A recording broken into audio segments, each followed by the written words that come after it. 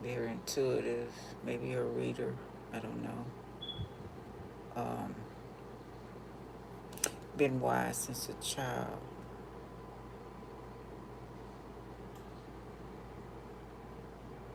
Could be a bloodline thing. I don't know what that got to do with. I don't know. Pick this third as for you or not. Okay.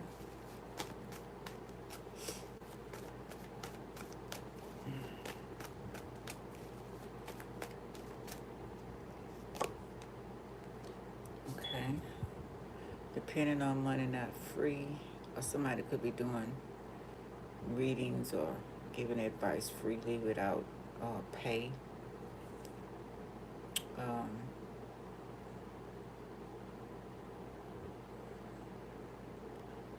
Not private city.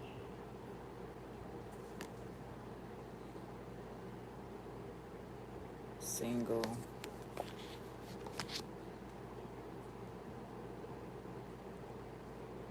You needing the money, but it's not coming in or something. Maybe you have a business, a small business, and a bigger corporation. You know how they do? They have a gas station that's been there for years. Small neighborhood gas station and a big old gas station move across the street and kind of like try to take all the business away from you or something like that. I went back on the north side. The big company had did that, and next thing I know, the big company had closed down. The little company still there. I was like, what? End of a cycle.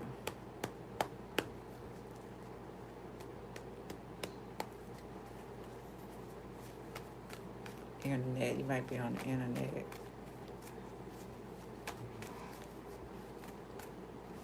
First time I seen that, and I don't even know if I ever seen that before. Abusive, King of Swords, lies, issues with love, good love. No. Yeah. So whoever you talking to says detective or crooked, somebody crooked. They don't know how to treat nobody. They never was taught, demoted, and they have issues with work. They're lying to you because they don't know how to be a father or whatever this is. But they steady spying on you.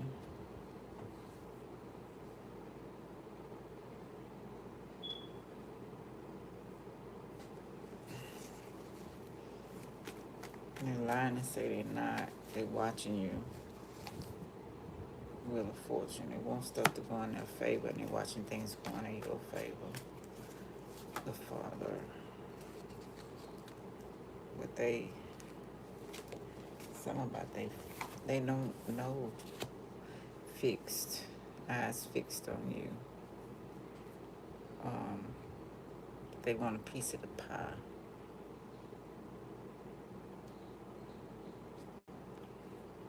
Three of Cups. I don't know if you're celebrating a birthday. Maybe you went out, or you celebrating your birthday.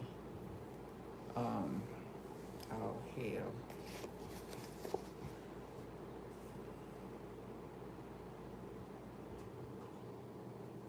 Ace of Swords.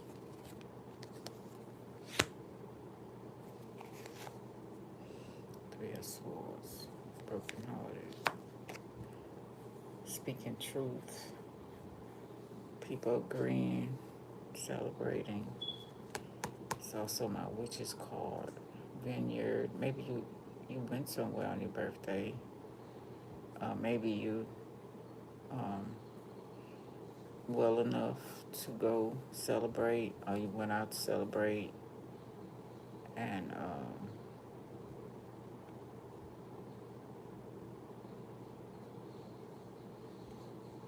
betrayal, code 3.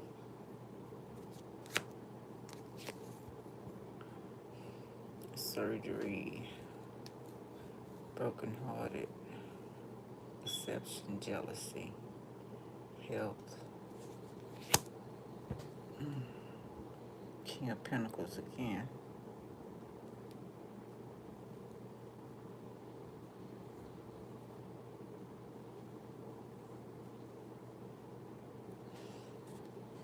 Six of Cups. Grow up, bored, thinking about the past. Let go of fear. Maybe they wish they would have done you better. Maybe your money improved, or maybe they had money and they didn't help you. You had to do it alone.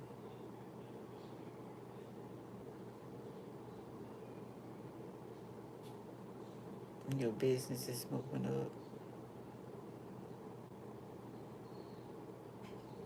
Maybe you weren't supposed to make it like that.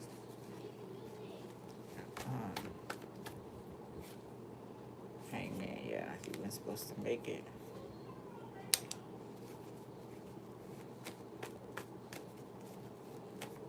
Stand on your own 2 feet. You had no idea that somebody was trying to sacrifice you, or maybe you did know because your intuition's on point. You maneuvered around this regardless of the issues you had in your body or something like that.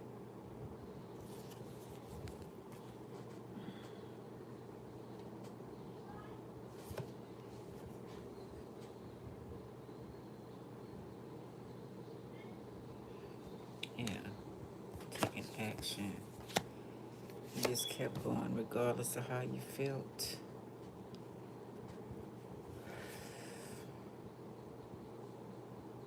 King of Cups reverse. Pirate, dangerous.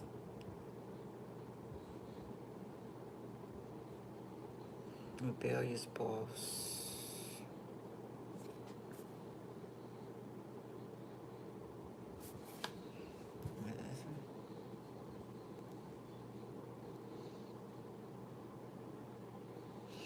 Dried up. Dang, what the fuck? Dried up. Oh, somebody counted you out. They thought they had fucked you over. Leave you to rot. 4 swords. Reverse.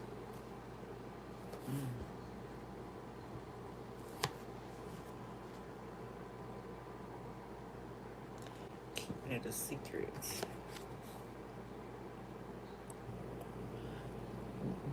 Excuse me. So they get you pregnant on purpose to hold you back, to give you a hard life? What? You too woke. You see what's going on. Maybe they want to come back, like I say, some more 6. Yeah, they're not happy about that, because y'all not a family. They didn't marry you, and offer to marry you. They left. I didn't want to come back. You're still looking good. Or better than before. Sometime after a baby or something, you get to looking really nice. And they want to come back. But you're not letting them.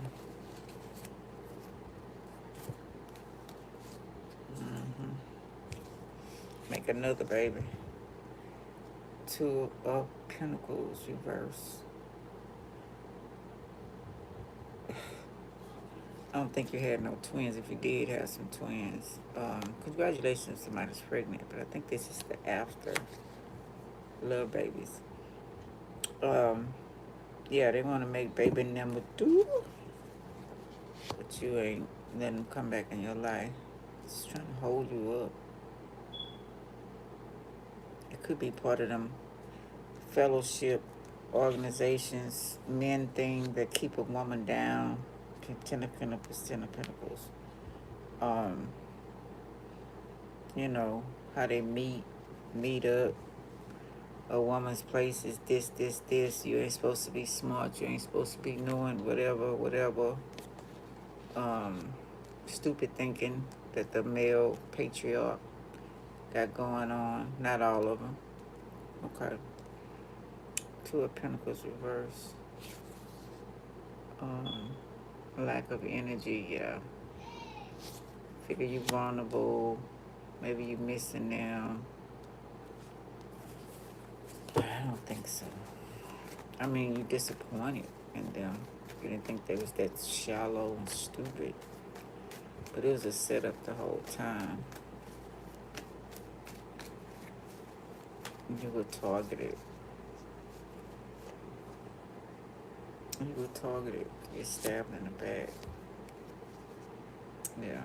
But it wasn't your emperor. You had some hater women as well. That Empress reverse. It was you wasn't that Empress for one thing. That wasn't your partner.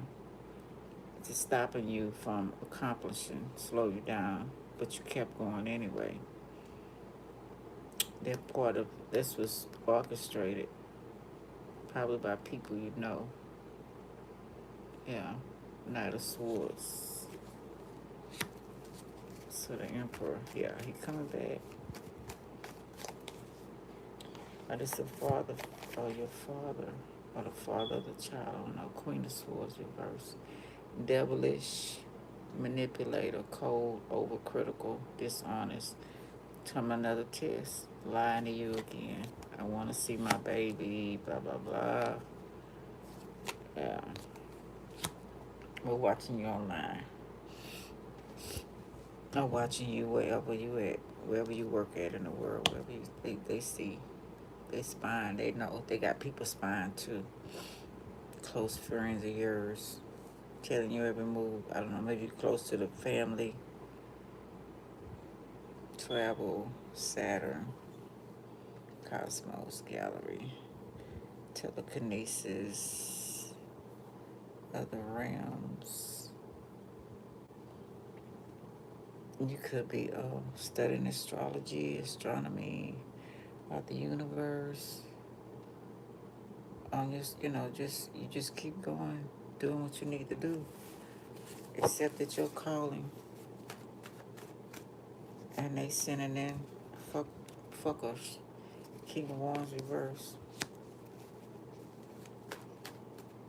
A woman is not supposed to do that when a woman is supposed to do that, because the earth is a Cancer energy, a woman, feminine energy.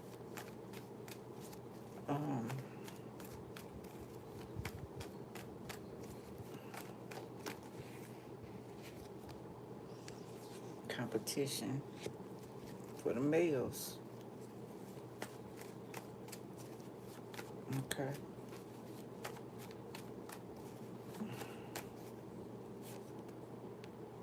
Seven of Cups reverse.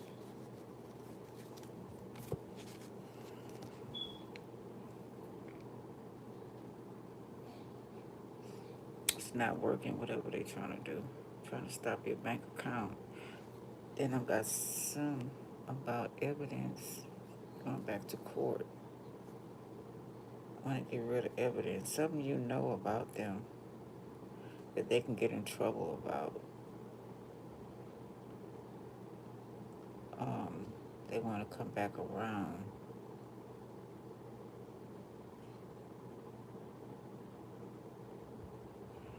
Stop you or something.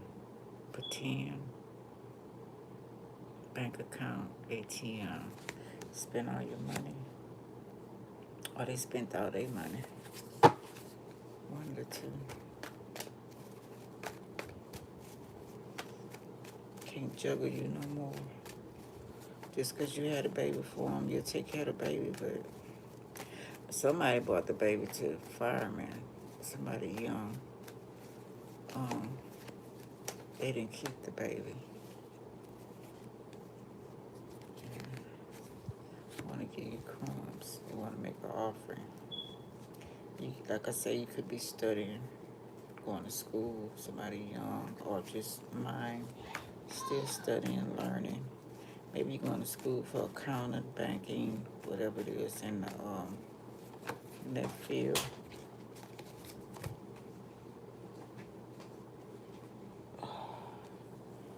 Six of Swords. Yeah, you just keep moving on.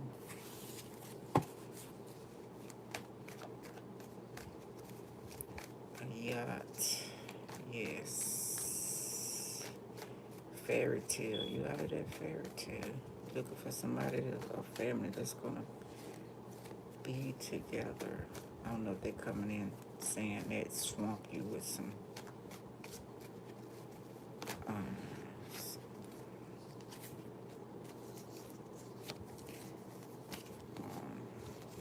yeah. You broke your heart. I don't know if they playing a role materialistic, trying to ask you something, plea. But this is also somebody getting information.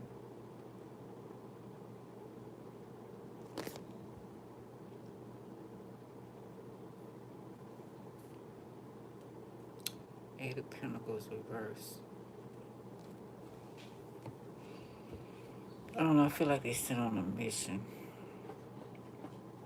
Swamp. I don't know if they live in a country. It says yacht island. Yes. I want you to go away with them.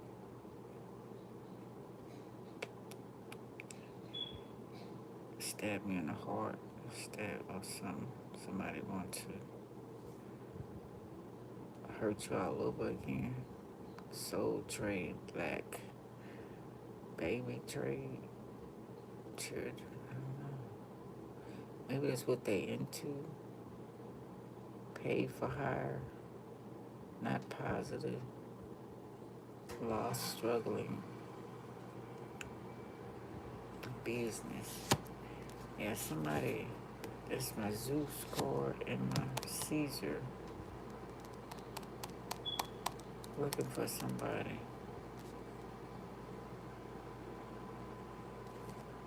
They have witches on the board. Warlocks. I want you vulnerable again so they can come in and swoop in and fuck you up. Keep you low. Some you know, they don't want you to know this. Too intuitive. They need to have somebody come in your life, figuring they know who you like, sending them by or something. Yeah. Gonna cause some havoc. Eight of Cups, stop your work, reverse. Secret societies, Hierophant. Okay, could be a husband, could be a spouse, some family member, the government, secret society. We got Rumpelstiltskin. Somebody want the baby. We finna do Rumpelstiltskin now. Matter of fact, wow. Retired, evil, maybe an elderly person who's divorced, a divorcee. They're trying to figure out what you like. Yeah, to put you with somebody. You know, so they can fuck you up.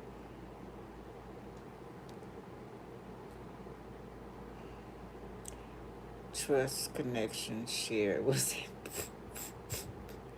Trust the Hierophant that's reversed. Okay. Trust the connection. Oh, they really like you. They really like you.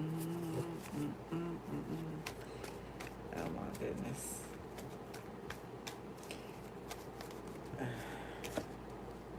Damn, 2 towers. Somebody might live up above you, same partner complex, or in a high rise or something. I don't know. Townhouse. Older or younger, they trying to figure out what you want. Do you like older men? Do you like young men? Like same age? What do you like? You can have whatever you like. 4 swords reverse. 4 swords, sickness here. Bad illness. This they really want to cause. This could be a father. Sorry. Somebody's father might be sick. This is my doctor, president card as well. Could be a father-in-law. I don't know. Six of Pentacles reverse. Guilty. Not getting it back.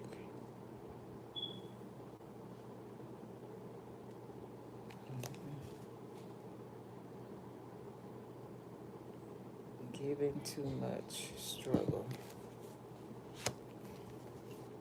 Temperance. Went the wrong way. Somebody's getting tall. But playing with you or something they was invested in. Bedridden, sick. I don't know what's playing with you or not. Ace of Pentacles. Money coming in stable. Yes, helping hand. Maybe somebody getting the SSI. Or something like that. Retirement check. I don't know. Bed illness. Somebody could be in bed illness. Could be storms coming up too. Hangman. Reverse.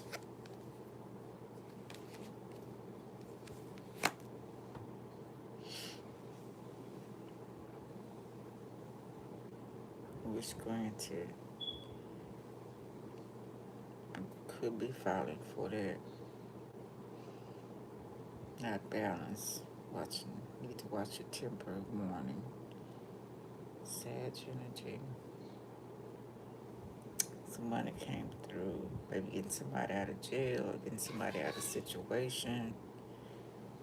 I had no idea this money was coming. Could be a good tower.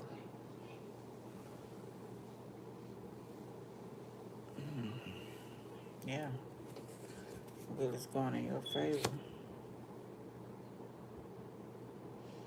Nine of Pentacles. Boom. Okay.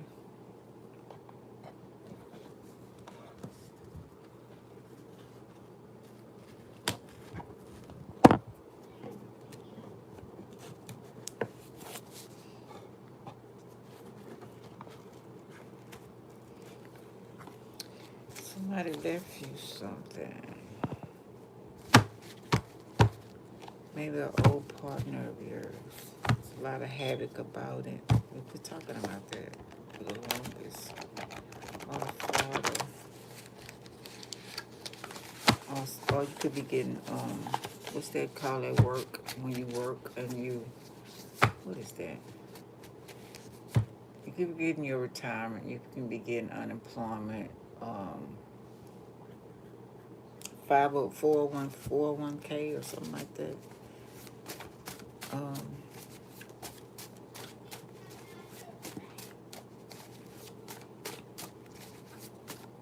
Child support as well.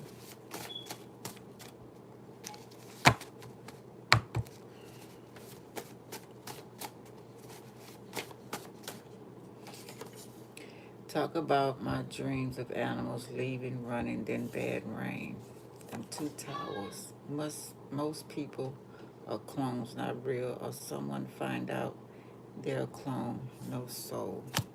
Could be who you was messing with. Careful with your baby though. Or just a relationship. With two towers. And Aquarius card. Winter storms as well. Cold.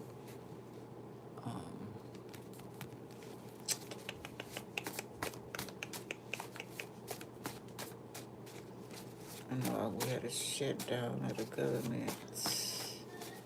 Although money might be tight, the creator could be taking care of you anyway. You and yours. Don't fool yourself. My grandpa, grandma, and yours are talking about you.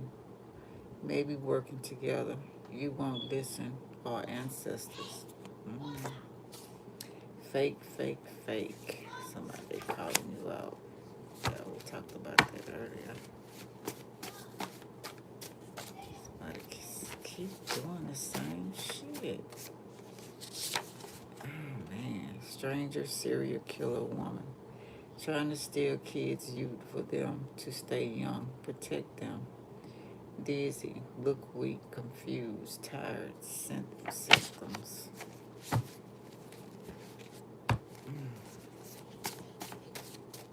Somebody's is using somebody's body. Virgo, whoa. Someone you know close is a serial killer, a rapist, or both, kidnapper, false marriage. Could stay around you, assigned to you to watch, make friends, to spy or hurt you, break you and your partner up. Don't trust them or tell them your secrets or about your relationship. So whoever this for, yeah. Spilling family blood.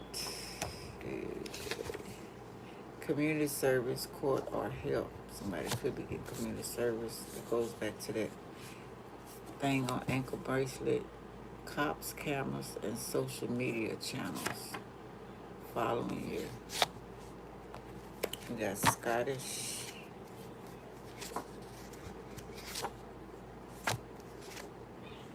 Army, Navy, Marines, Air Force, Special Teams, Hidden, Military, War and Robots. Okay, so war, finna break that.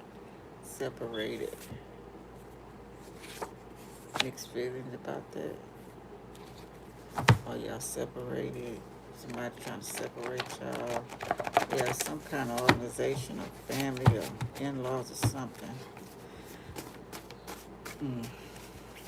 But she gonna be good. And they know that. Want to arrest you for knowing their secrets and your gifts to still experiment.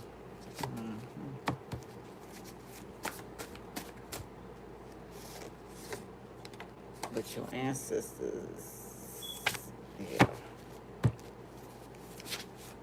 it's on the case. Black car, truck, SUV, 18-wheeler. You're on your way to greatness. The whole thing's fake, reverse. Your sister, brother taught them how to sacrifice you and your family members.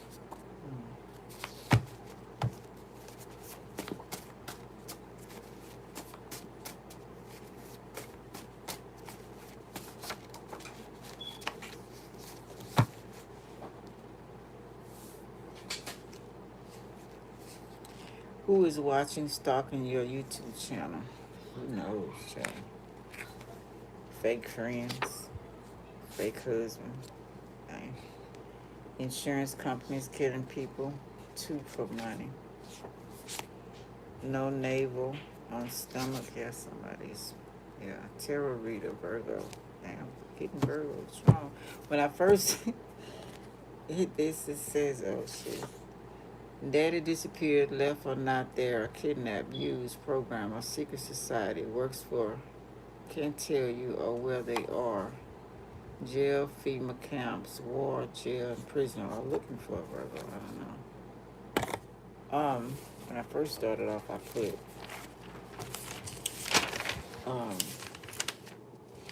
Capricorn, Gemini, Scorpio, Gemini equals Virgo minus Pisces, opposite Pisces. I don't know why I put that, but that's what I put first. So I don't know what's going on with that. Whoever this for, y'all know. All right, next thing it's going to be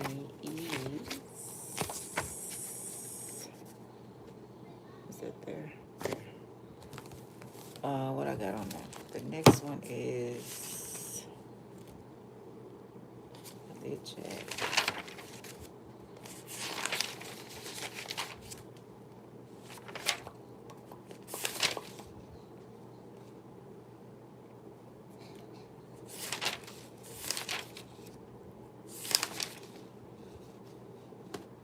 Rumpelstiltskin is my name.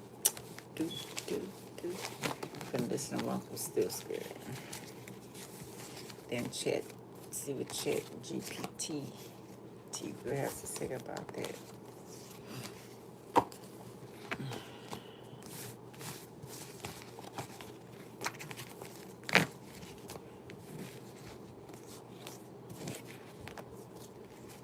Alrighty then. Let's get this party started. Okay.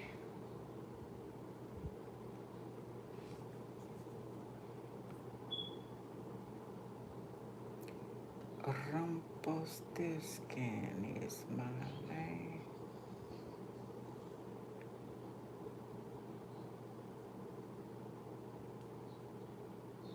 There it goes.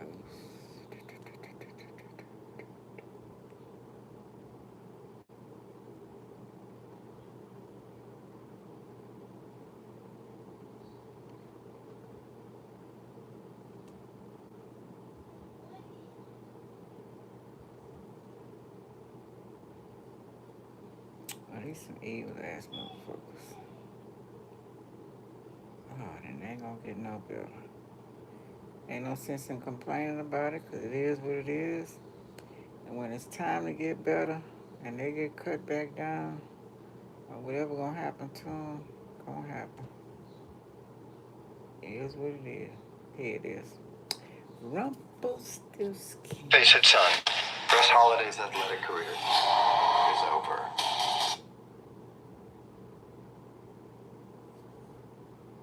Is over. I'm gonna do A poor girl, an impossible task, and a terrible bargain. In the end, only a name can save her. We think of Rumpelstiltskin as a children's tale, a strange little man who spins straw into gold. But what if I told you this story holds something much older? Older than the Brothers Grimm, older than castles and cathedrals, older even than writing itself. Because hidden beneath the layers of this bedtime story is a secret, one that stretches back over 4,000 years. And once you hear it, you'll never look at this tale the same way again. Welcome back, Darklings. Before we uncover its secrets, let's begin with the most well-known version of the tale. But listen closely, because hidden in this strange little story are echoes of something far more ancient. Once there was a poor miller who longed to impress the king, so he told a lie. He claimed that his daughter could spin straw into gold. The king, greedy for wealth, had the girl brought to his castle. He locked her in a room filled with straw and demanded she prove it by morning, or die. The girl was terrified. She had no idea how to spin straw into anything, let alone gold. She wept, and then, just before midnight, the door creaked open. A strange little man stepped inside. He offered to help, but only for a price. First her necklace, then her ring. Each night the straw was spun into shining gold, and each morning the king demanded more. On the third night, with nothing left to offer, the little man made a terrible bargain. He would help her one last time, in exchange for her firstborn child. Trapped and desperate, she agreed. By morning the straw had turned to gold once more. The king was so pleased he took the girl as his queen. A year passed. She gave birth to a beautiful child, and forgot all about the bargain, until one night the little man returned. He had come to collect. The queen was horrified. She offered him wealth, land, anything he desired. But the little man shook his head. He said, "Something living is dearer to me than all the treasures of the world." And yet, perhaps moved by her sorrow, he made her one final offer. If she could guess his name within 3 days, she could keep the child. She tried every name she knew. She sent out messengers across the land to find more. But no matter what she guessed, the answer was always wrong. Until the third day. One of her messengers returned with a curious tale. Deep in the woods, beyond the fox's den, he had seen a fire, and a tiny figure dancing around it, singing. "Today I'll bake, tomorrow I'll brew, then I'll fetch the queen's new child too. It's good that no one knows my game, because Rumpelstiltskin is my name." That night, when the little man came again, the queen spoke the name. "Rumpelstiltskin." He froze. His eyes widened. He screamed, "Who told you? Who told you?" stamping so hard he sank into the earth. And in some versions, he tore himself in two. This is the version recorded by the Brothers Grimm in 1812. But contrary to popular belief, the Grimms didn't write fairy tales. They were collectors of folklore, stories passed down via word of mouth across generations. And Rumpelstiltskin was just one of many. The Grimms were one of the first to write these tales down, preserving them before they vanished, and Jacob Grimm firmly believed that many of them were far older than people realized, ancient, in fact, handed down from a time before history. And it turns out, he may have been right. In 2016, a team of researchers from Durham University and the New University of Lisbon set out to test it, using evolutionary biology techniques. They treated folk tales like living organisms, tracing how certain story patterns evolved and spread over time.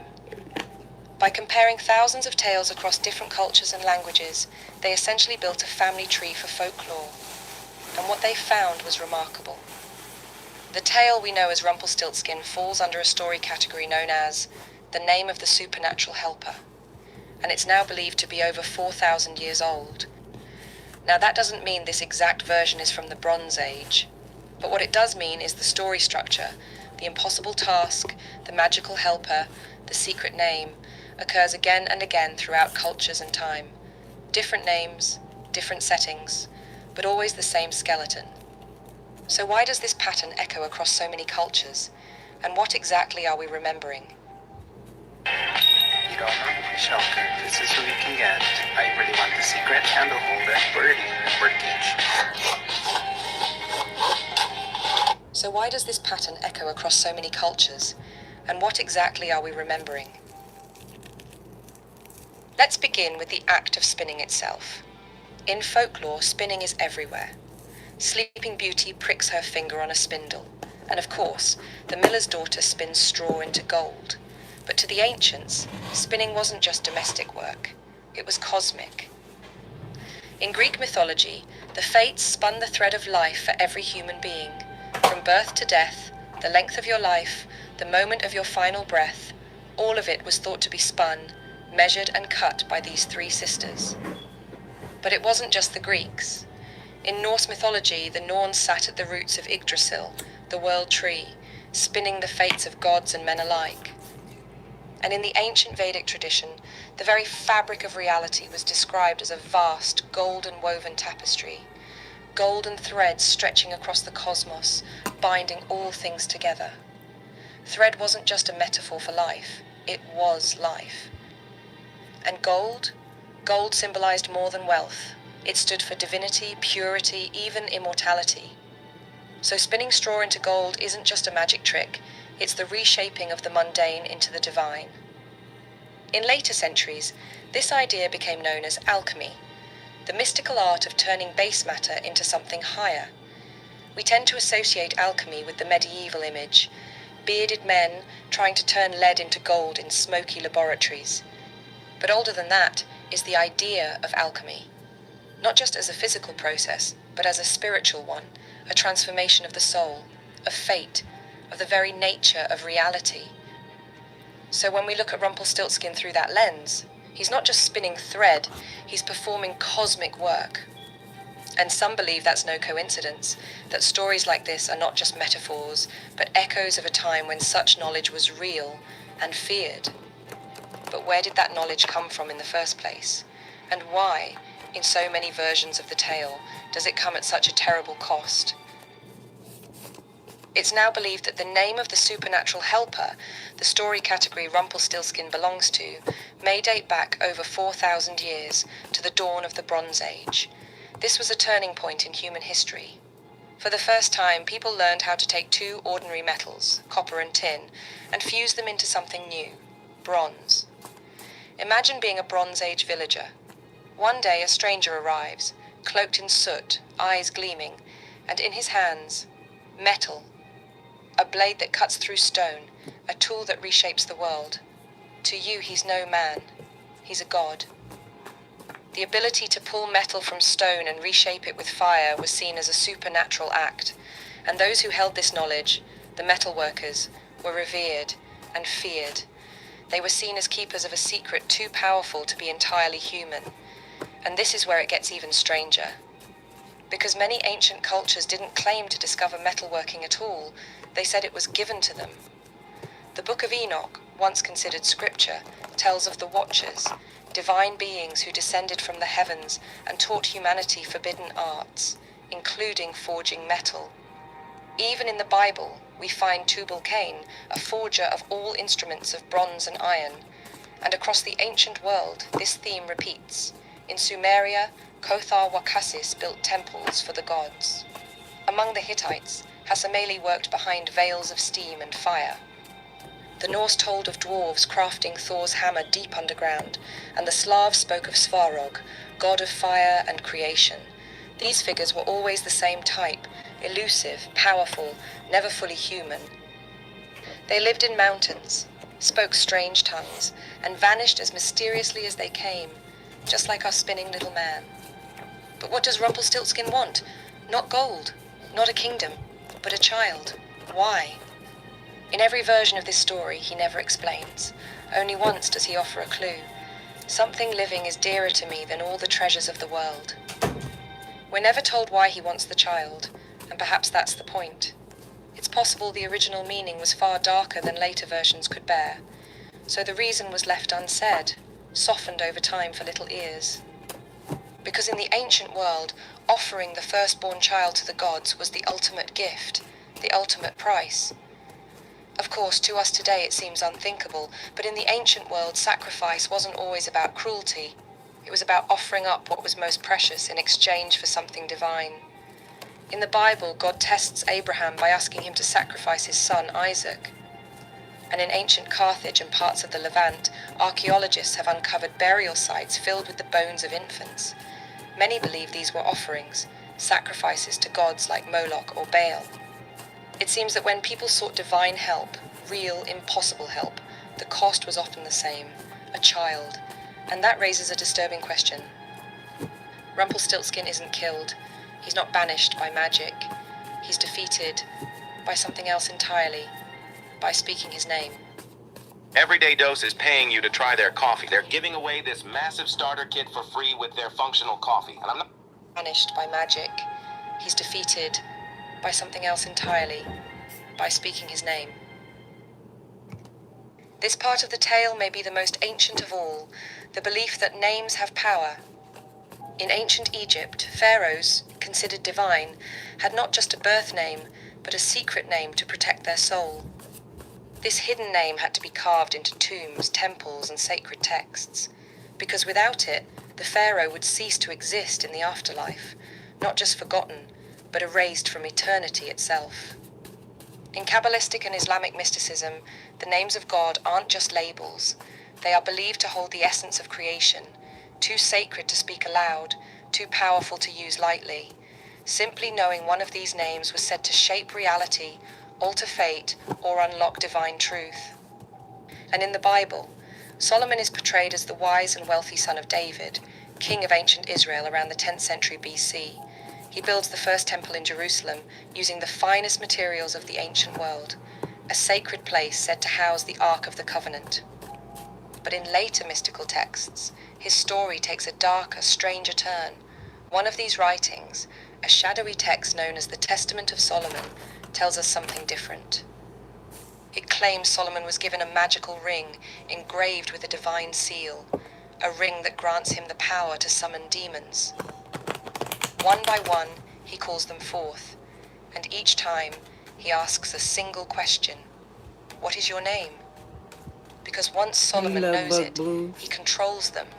He commands them to build the temple, to bring gold, to do his bidding. And that's because in ancient belief, a name wasn't just a label. It was a code, a key, a hidden map of a being's nature, their origin, their power, their weakness. To speak a true name was to unlock something. It was like accessing the source code of the soul, a spiritual blueprint that gave you control over the being. So when the girl in our story learns Rumpelstiltskin's name, not just any name, but perhaps his true name, she isn't just speaking a word. She's breaking the spell. She's cracking the code. She's doing what Solomon did. Of course, the names in these stories have changed over time. Rumpelstiltskin itself is a bit of German wordplay. It means little rattlestilt. It's a strange name, almost mechanical. Some believe it refers to how he moves, or the clattering sound of his work. But across dozens of cultures and variations, one thing stays the same. The helper's name is always strange, alien, not of this world, and that's more than just a fairy tale quirk. It may be the echo of something we once believed, that gods, spirits, and supernatural beings spoke a different kind of language, a sacred tongue, a divine language.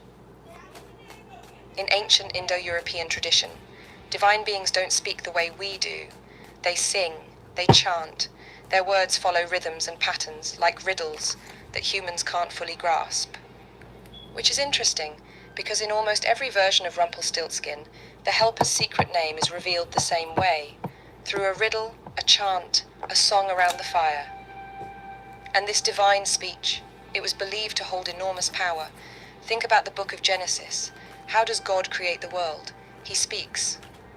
God said, "Let there be light," and there was light, no chisels, no fire, no tools, just words. Speech, not action, becomes the tool of creation. And it's not just the Bible. In ancient Egypt, the god Ptah creates the world not by shaping it, but by speaking it into existence. In these traditions, language isn't just communication, it's a power source, a way to bend reality. So what was Rumpelstiltskin? A trickster? A demon? A forgotten god? Or perhaps a memory of the first metalworkers, the firebringers, the keepers of secrets, of beings who offered help for a terrible price? We think of Rumpelstiltskin as a fairy tale for children, but his strange, inhuman name, his power to spin gold, his demand for the firstborn, these aren't just fantasy. They echo real beliefs from the ancient world, of gods who worked in fire, of beings who spoke in riddles, of rituals and secret names that could bind the supernatural. So perhaps this tale isn't fiction, but a memory, a distorted echo of a time when such beings walked among us. And maybe they still do. But if you thought that was strange, wait until you hear the truth behind Jack and the Beanstalk. Click here to watch it now, if you dare. See you in a future video. Okay, let's go to ChatGPT. Ready? Huh? You're gonna need two. Because it's strong.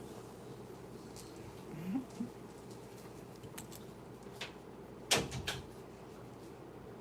I light one? Can I hold it and blow it?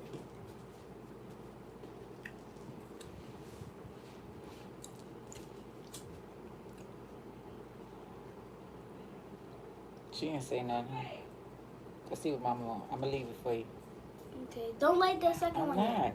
Go see what she Comment. wants to do. Yeah?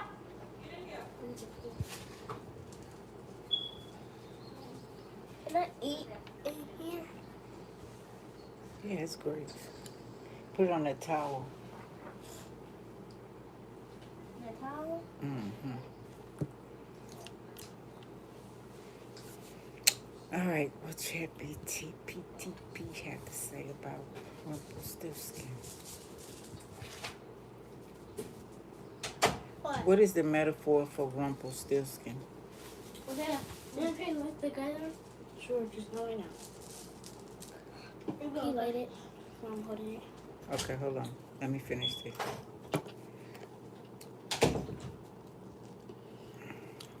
One person watching. They coming in and out. It don't matter. I'm getting my point across. But whenever they look Yeah, it's hot. it don't matter. You hear me? Huh? It's hot. The story of Rumpelstiltskin is rich in symbolism and metaphor. At its core, it's not just a fairy tale about a magical creature who spins straw into gold. It's a metaphor for power, greed, identity, and the cost of desperation. Here are the key metaphors within the story. 1.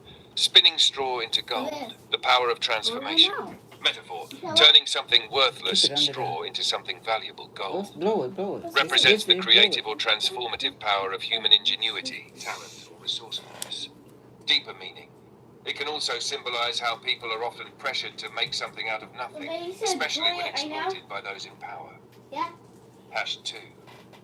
The king. Greed and exploitation. Metaphor. The king represents greed and the corrupt authority that demands impossible results for personal gain. He uses the miller's daughter's fear and desperation for his own profit, just as society sometimes does to those who are powerless. 3. The miller's daughter. Powerlessness and the price of survival. Metaphor. She represents the powerless individual forced to survive by giving up parts of herself, her freedom, her identity, and eventually her child, to meet impossible expectations. It's a metaphor for how people, especially women in older societies, were often trapped in systems where their worth was tied to what they could produce. Number 4. Rumpelstiltskin, the shadow self, hidden power. Metaphor. Rumpelstiltskin represents the shadow side of human nature, the secret, mysterious, and sometimes dark parts of ourselves we bargain with when desperate. He's the inner force that can help us succeed, but may cost us something essential if we don't confront it consciously. Hammer 5. Knowing his name. Power through knowledge. Metaphor. Learning Rumpelstiltskin's true name represents self-awareness and reclaiming power. To name something in folklore often means to gain control over it. So when she learns his name, the miller's daughter symbolically takes back her autonomy and mastery over her fate. In summary, open quote, Rumpelstiltskin is a metaphor for the dangers of making desperate bargains, the corrupting influence of greed, and the journey of reclaiming one's power through self-knowledge and truth. Close quote. Would you like me to explain it through a psychological or modern life lens? For example, how it applies to career or relationships. Rumpelstiltskin is a metaphor for dangers of making desperate bargains, the corrupting influence of greed, and the journey of reclaiming one's power through self-knowledge and truth. Dark Night of the Soul.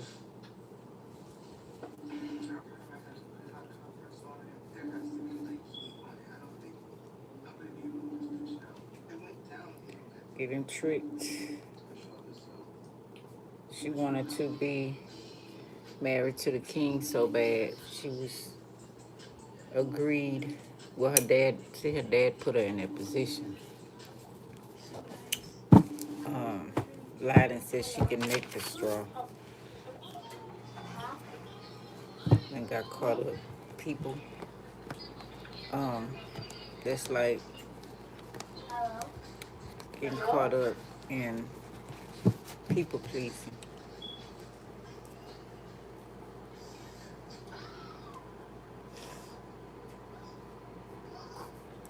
Show off. She wanted that kingdom, but she was willing, but she didn't realize she had to pay up, right? Oh, yeah, calm down. Okay, yeah. Turn down a little bit, okay? Do I want these? Do I want them? Let's see. Rumpelstiltskin. So what are we talking about? What is the message? Besides being greedy and wanting something so bad, you're willing to do anything for it without even knowing the consequences, and then getting stuck with the consequences. Dash the blast. You won. Yeah, two, I choose you. Shit. How you doing? Dash the blast.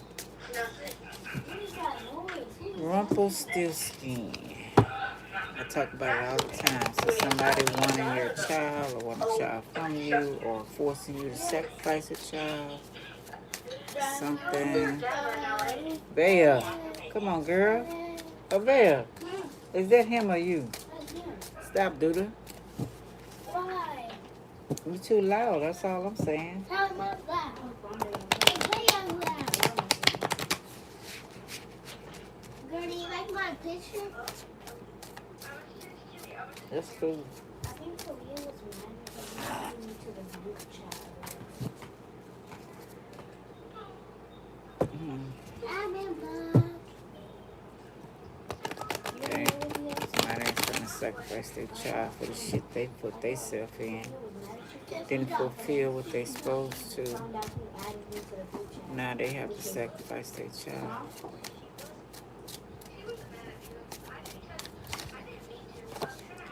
Justice reverse. Okay. Injustice, yeah. Dishonesty. Unfairness. Something that turned out the way they thought. Resilience, 9 of matches, persistence, strong will, still trying. Same thing. I got the lost card for purpose. Share the wealth, legacy, 10 of buttons, inheritance. It's inheritance. Somebody don't want to share. They feel like it belongs to them. And it may not. Soul searching, self-discovery, the hermit. You definitely need to go inside. A long time. Ooh.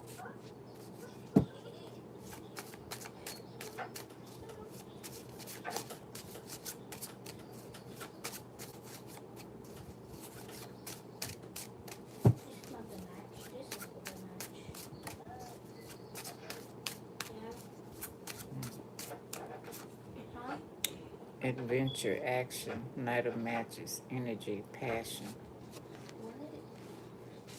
Putting all their energy. When your birthday? Into something. Are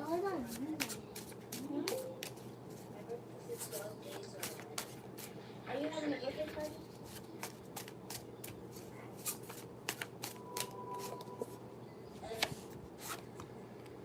The moon reverse, confusion, fear, repression,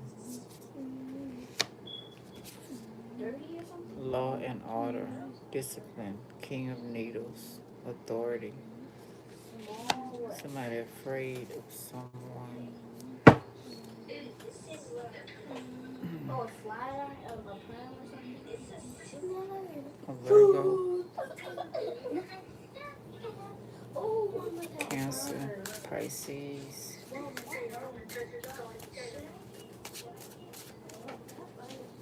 air sign,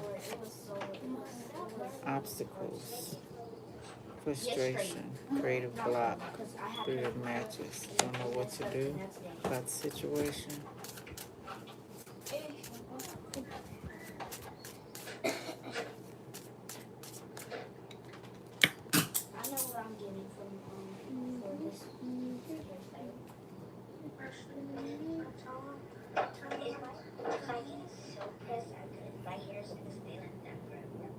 No, it's not.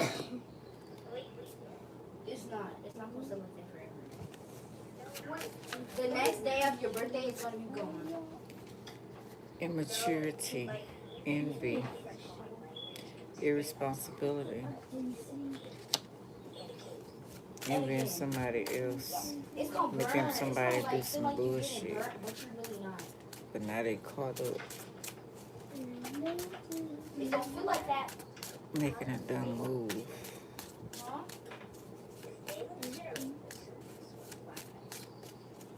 Could be a Libra, or injustice done to a Libra.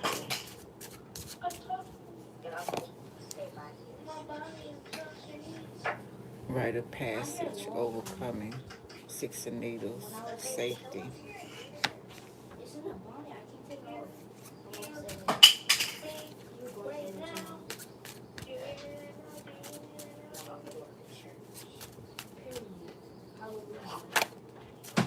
What was that just fell? Pick that up, dude. What was that just fell on the floor? Your charger. Why? Oh no. Y'all wanna play Roblox or something? This mine right here? No. It is. You own it. Want to? It's mine.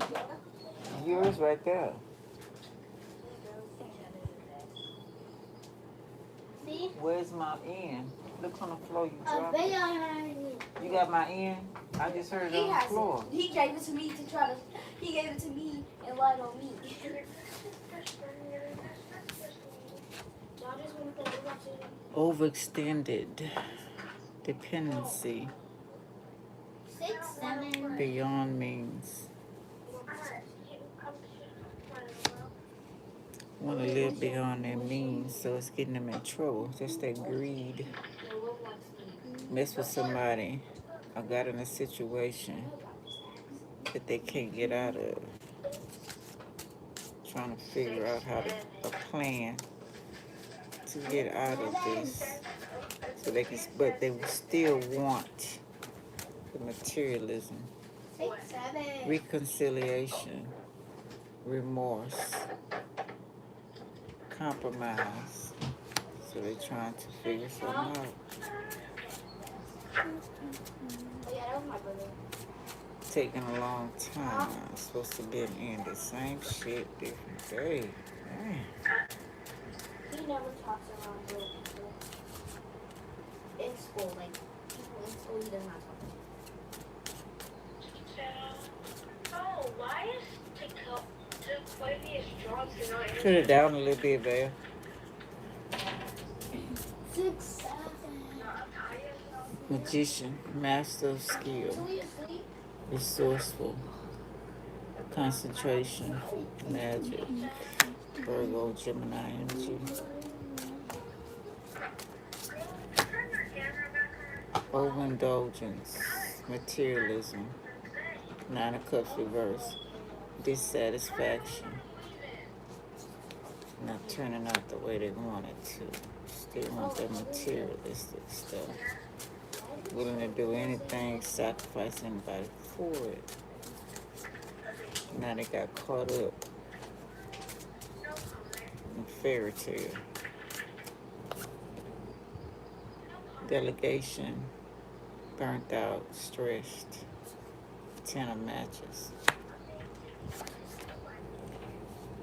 Empathy, Queen of Cups, calm, comfort, wanting love, forgiveness, help.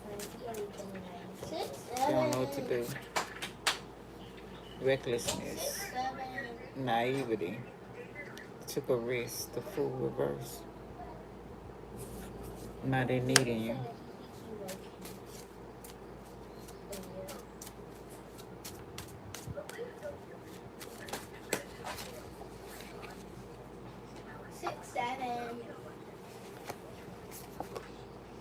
Strength, self-mastery, control, discipline. Could you 6, 7. wouldn't make that kind of mistake. 6, 7. Giving in, overwhelmed, 7 of matches reverse, vulnerability. 6, 7. Exactly. Avoidance, 8 of Cups reverse, fear of loss, escapism. Going back to the first one, the Fool card. How many you like? 6, 7.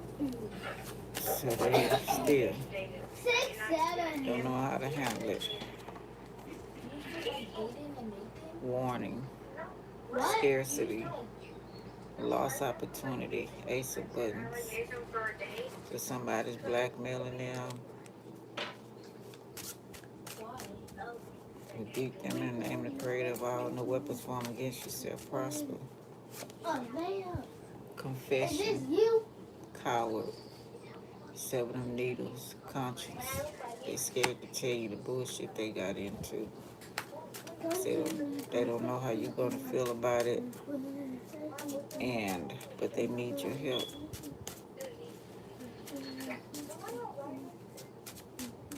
Could be the police involved, could be the police after them, scared of going to jail. Distraction, hesitation, unmotivated, Ace of matches reverse, trying to avoid confessing, trying to think of another way out. Maybe it'll work this time. Trying magic again. It's gonna fuck them up. Dependency. The Empress reverse. Smothering. Creative block. And the Empress reverse again. Trying to be something they not. Or take down the Empress. One of the two. Depending on the Empress. They feel some type of way about you. But they can't walk in their shoes. Generosity.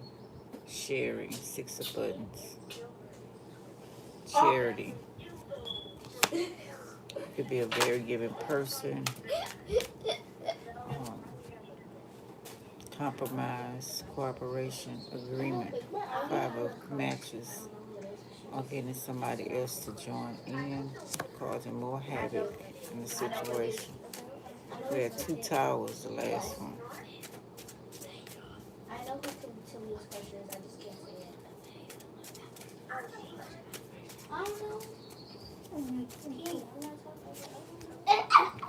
Hardship, worry, 5 of buttons, isolation. Exactly. Innocent, reminiscing, playful, 6 of cups.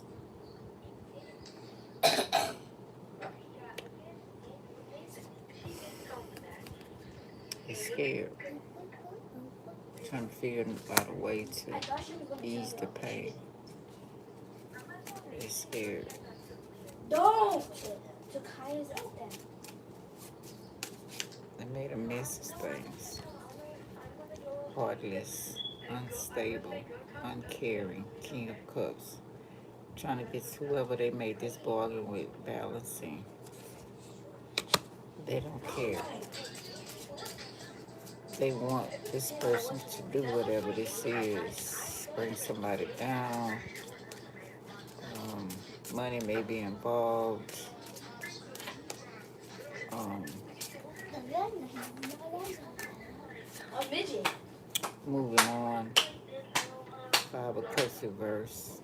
Forgiveness. Can I lose? No, he's taller than the little one. Let's bring it right back.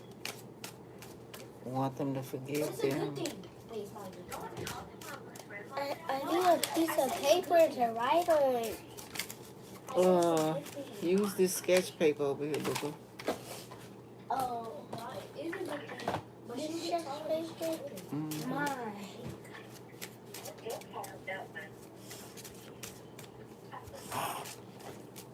Okay, I'm sorry. They made a mistake, or they being greedy, irresponsible. Partnership, partnering up with somebody. Connection, 2 of Cups, unity. Ambition, restlessness, Page of Needles. Intuitive. You know what's going on. Get this out of here. They're trying to get somebody to tell them next move, maybe. They still want what they want. They're not willing to give it up. All the odds are against them, but they all still want to do this. Endings, change, death. Transition. As big as my butt. Clear of mind, honesty, Queen of Needles. Unbiased.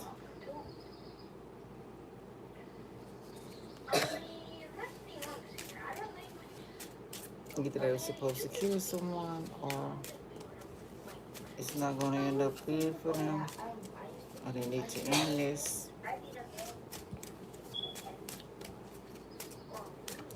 Become clean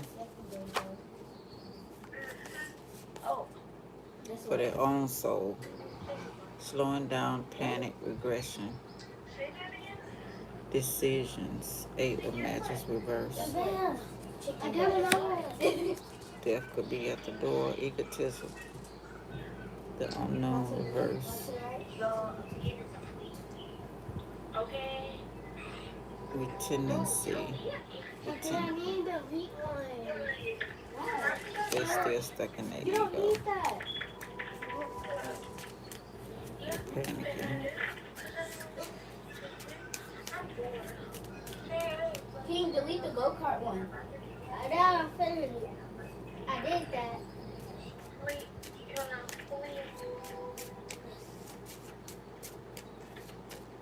What the? Elio. Why you so The Hierophant. Morality. Wisdom. To be a judge. Police. Detective. So many things. It's actually burning. The thief. Wisdom. Asking a wise person or Come on, guys. Y'all were playing Roblox? No, like earlier. She was on her mom's iPhone. talking to the creator, one of the two, the lovers, commitment, partnership, choices, crossroads, Get this out of here. marriage. When though? Somebody's forcing them to do something. What's going on?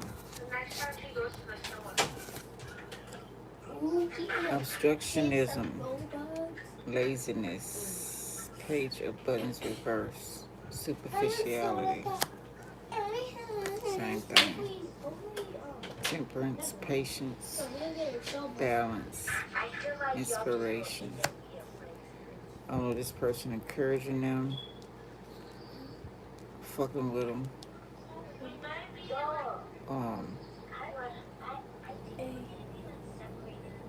Want the easy way out. Probably.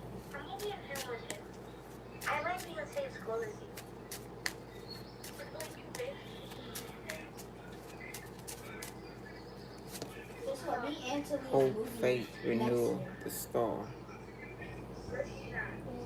No, she told me that. Keeping the faith, patient. Look, what the hell? Change of heart, self-love, Ace of Cups reverse, Y'all felt rejection. Granny, you never felt that. Hmm? You never felt that. Yeah, what is that? Where's the other? Oh, shoot. It fell down here. That's what you smell. It went out though, good. Where you felt it? You put that over there by you? The stick? Oh. It failed. You got it? Yeah. That must have been old when I had to do it.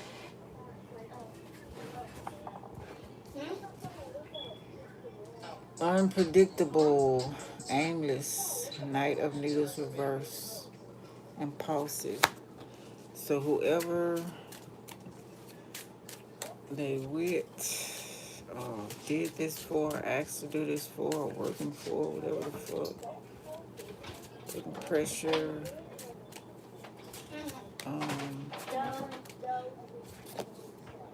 Somebody begging happiness to some Leo energy.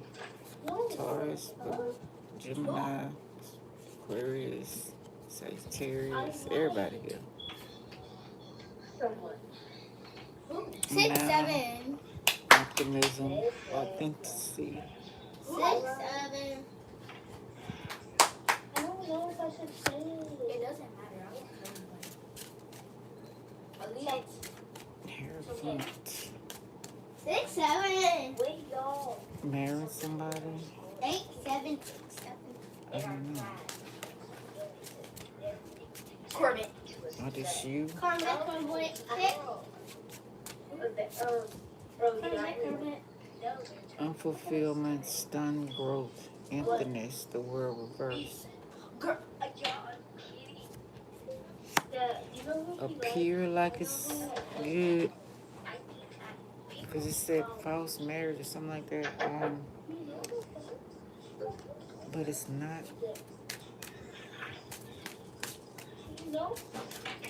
Scorpio. You said what? You know how people say that Corbin looks like Riot? Yeah. Wish. Oh, Corbin's birthday's today. Wealth, desire, greed, Everybody went to his birthday. Even including Eli. rigidity, marrying for money. Which Eli?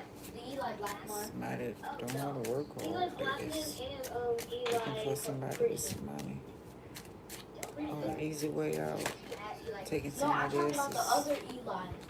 shine. Attainment. Do you want to? Not abundance, patience, tenacity, arrogance, disgrace, pride, success. 6 of matches reverse. Why? They don't care how they get it, as long as they get it. Oh, I was about to say what last time.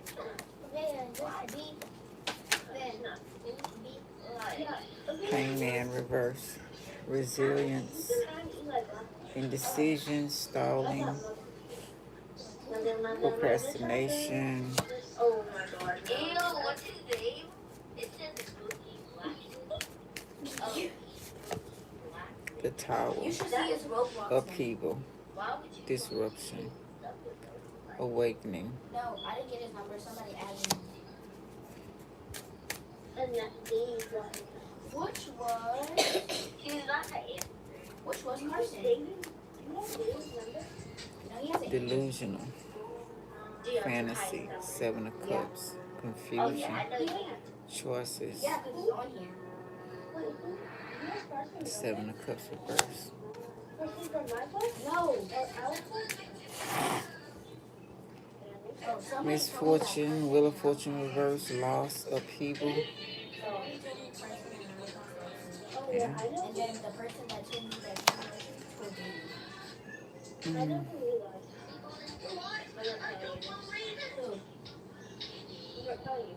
Why?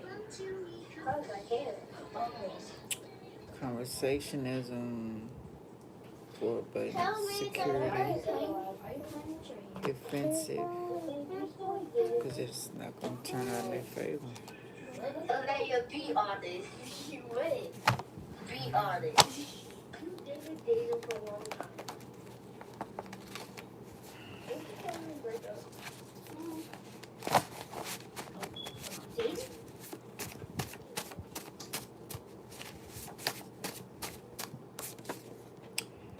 Please don't test me.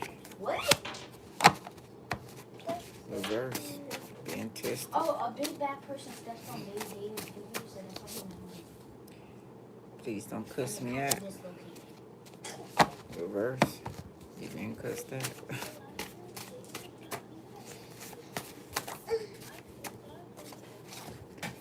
Laser beams, strange weapons. Thanks for protecting innocent us from bad weapons, bombs, and storms. People, enterprises, entities, bad entities. Renaissance age. Don't do nothing else for him or her, stubborn ass. Life of luxury, games, airplanes, or life. I study want that way of life. So, Ian, come here. He said no, but he was here on the bed. King. do your own investigating. Don't let them go to the universities. They're programming them. They're cloning. Get in secret societies and can't get out. Bringing demons home. Programming them to kill for fame. Confession. I don't care if my family get hurt as long as I get you.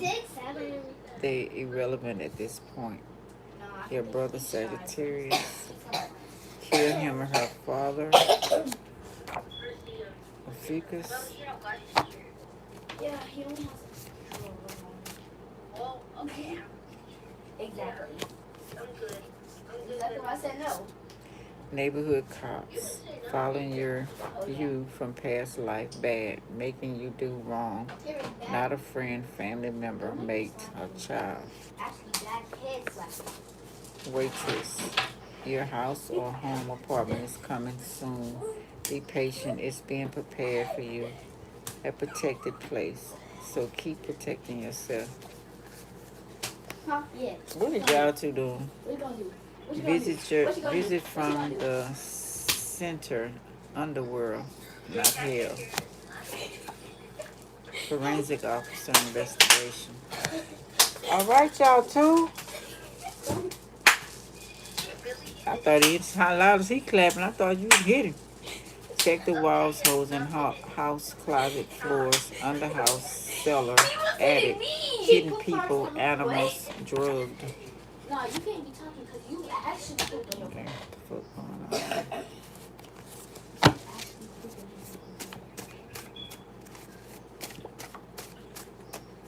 Olivia, I know that is you. They found a girl in somebody's wall lately. What you gonna do? What you gonna do? Huh? Her remains, I think. That's fucked up. Neighbor. Rituals, and more rituals being done every day. It's hidden from you. Oh, okay. Stop. Stop.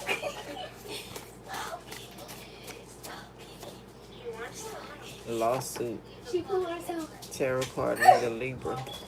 Reverse. Hiding in the bushes, trees. Riding by your home. Different cars and work cars. Happy birthday, Libra. Sorry. And trucks, delivery trucks. Protect yourself. Stay alert. Calling on your phone. Someone you know gave them your number and where you are, when to come.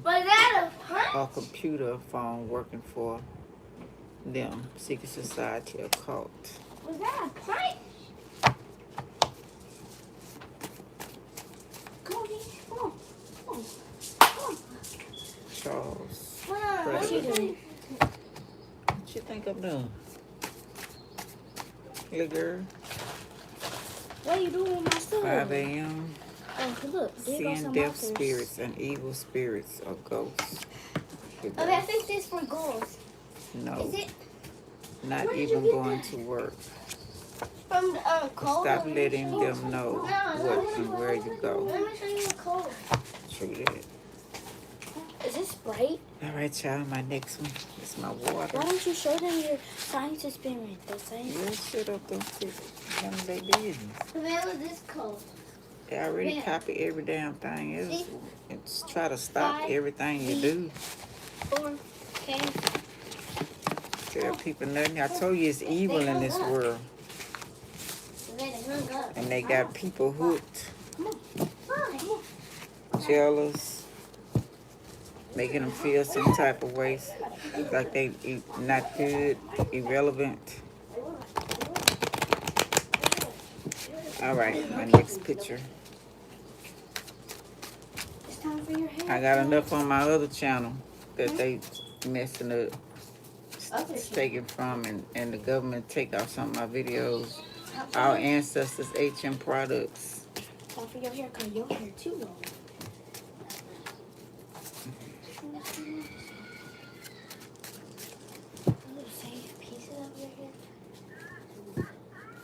Yeah, if you don't stop for bushy, wrap that around the door for when you open that thing, go straight in that fan and not tied hard, just one little sloop or one little loop. They go too long. Right here, right here. All right. All right. It fell by the edge. Please get all that up. That's a lot. Oh, here goes some more. I know, just leave it in there.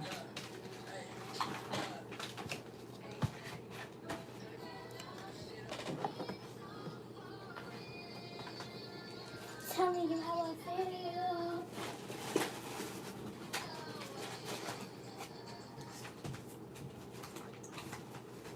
Tell me how I feel. Let me get this cold first. Yeah, for your feel. This might shock you, You but said 50 years you'd old, never no-tech background, tell. and works with robots. Let that sink in. This is 20 grads and 20. Airports are shutting down. Fighter bases are being targeted. NATO is on alert. Denmark has just faced one of the most... Uh-oh. Denmark has just faced one of the most mysterious and seemingly coordinated incursions in recent memory. It all began on the 22nd of September when Copenhagen Airport shut down for nearly 4 hours after these unidentified objects appeared overhead. The same night, Oslo Airport in Norway shut down. And you're going to be leading the soldiers and sailors, the airmen and the Marines in that world. You'll be dealing with terrorists. You'll be dealing with hybrid armies. You'll be dealing with little green men. You're going to be dealing with tribes. You'll be dealing with national leaders and local leaders. You'll be dealing with politics and economics. And you'll be dealing with direct fire and indirect fire. And you're going to be dealing with it all. And it's all going to be dealt with simultaneously. Oh, what another interesting day on this rock that we live on, people. Let's get to this video, man. It's been a lot of things going on, obviously, like always. But, man, look, guess what? We here for it, goddamn. Make sure y'all smash that like button, man. Hopefully y'all been having an amazing week.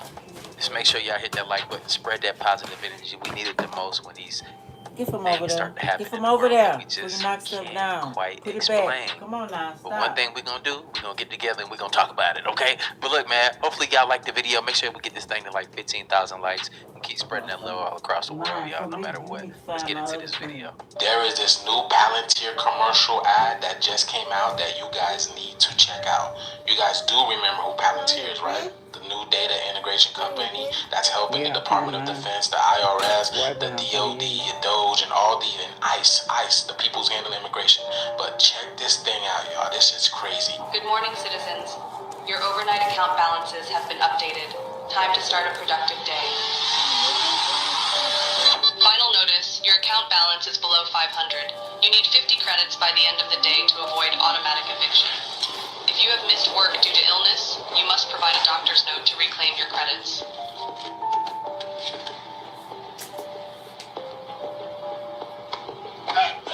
Any extra credits?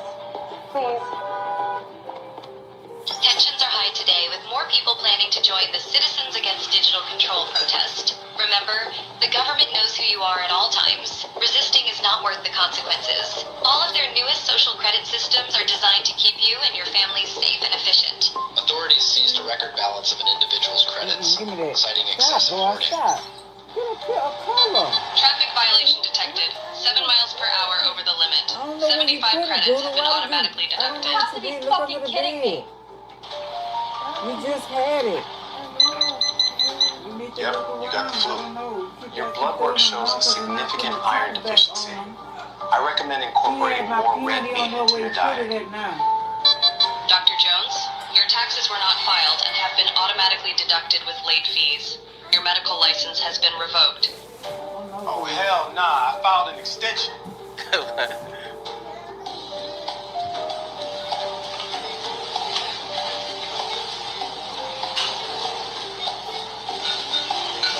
Purchase denied.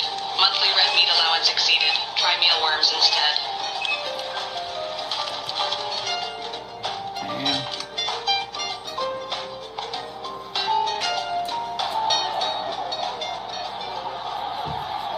Can you guys please let me through? Attention. Unauthorized political gathering detected. Participants' access to financial services has been suspended. I have no idea where you put that at. That quick.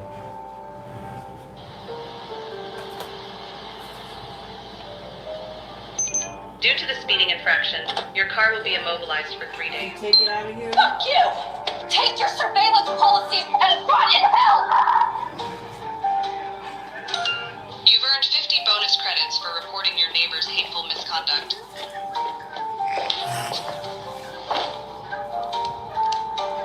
This content exceeds your current social credit tier.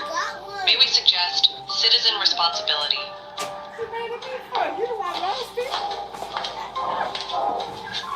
Sarah, open the door. You have been identified by the authorities. Don't resist. Don't resist. Don't resist.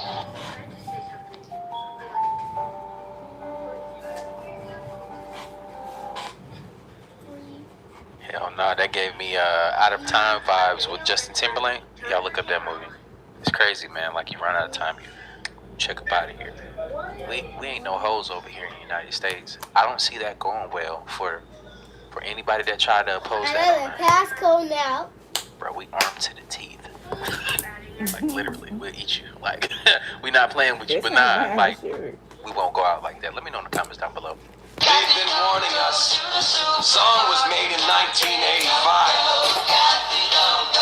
Without a computer ID, there's no way to pay. Don't go, please don't go. I know there's a sale and a special on rice, and you can buy things at a giveaway price, but that's just their way to get you down there. What you don't know is that they're everywhere. Gatsby, don't go to the supermarket today. Gatsby, don't go to the supermarket today. They had a special program on the TV last night, explaining calmly why these things must be done right. They say their new computer is the way to control. I can tell this is definitely the future. By injecting a rice-sized microchip into a willing employee's hand, all kinds of data can be programmed into them, from driver's licenses and medical ID cards to logging onto computers. You have to hold it up to something such as this. Even purchasing snacks in the company break room. More than 50 employees have volunteered. How much? Last week, the UK announced that they are rolling out mandatory digital IDs for all workers, and that this has to be done by 2029, and RFK Jr. has something to say about it. Watch this. Every right that you have is transformed into a privilege contingent upon your obedience to arbitrary government dictates. It will make you a slave. And what do we do about this? What do? We resist. And right now, people are resisting. In the UK, more than 1.6 million people have signed a petition opposing the plan for digital ID cards. And don't forget that digital IDs is the gateway to digital wallets and CBDCs, central bank digital currencies. All of this is the World Economic Plan for Agenda 2030. So, how do you feel about digital IDs being rolled out in the UK and around the world? Will you comply or will you resist? As always, let me know what you think about all of this down below. Don't let me forget to put that window down there before I lay down. Dr. V at Stone and Bell at the Michelangelo midsection. Let me just say this. If you've ever dreamed of shedding that stubborn belly pooch like it's last season's fashion, Please let me know what you think about all of this down below. They are now pushing wearables on the population and starting with external wearables and then going into internal wearables in the future. We do know as well Gates Foundation funded what's called microneedle patch. Of course he'll fund that. Quantum dots in skin for about 5 years for use as vaccine passports. Again, this is on the National Library of Medicine website.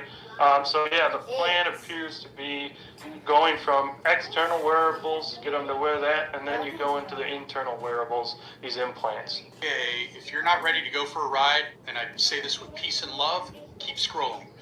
Pentagon UFO whistleblower Matthew Brown just sent a very cryptic message to Elon Musk, and the message, I decoded it, and if I'm on the right path here, it'll make the hair on your arms raise. Let's get into it. So this post came straight from Matthew Brown's account last night, and he warns Elon that the U.S. government already has a secret AI that can literally predict the future.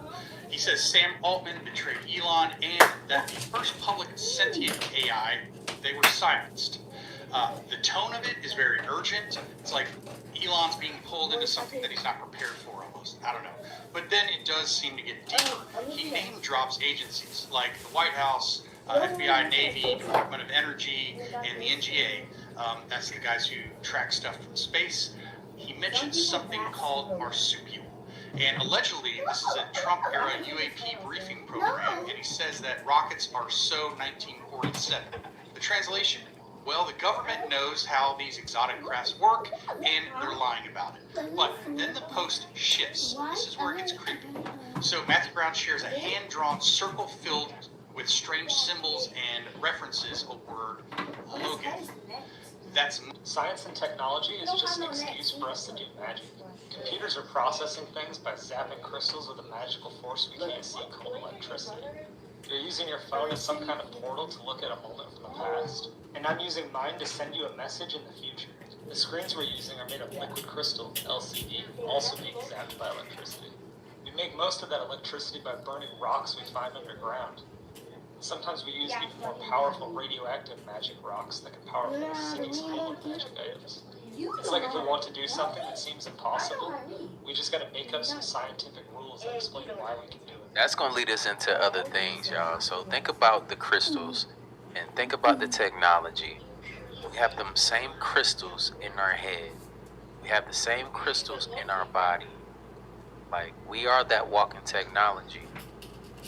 Now, some think that with the events to come, there will be some type of solar flash or some type of awakening where we will start to develop, well, not to develop, we will how do I say this?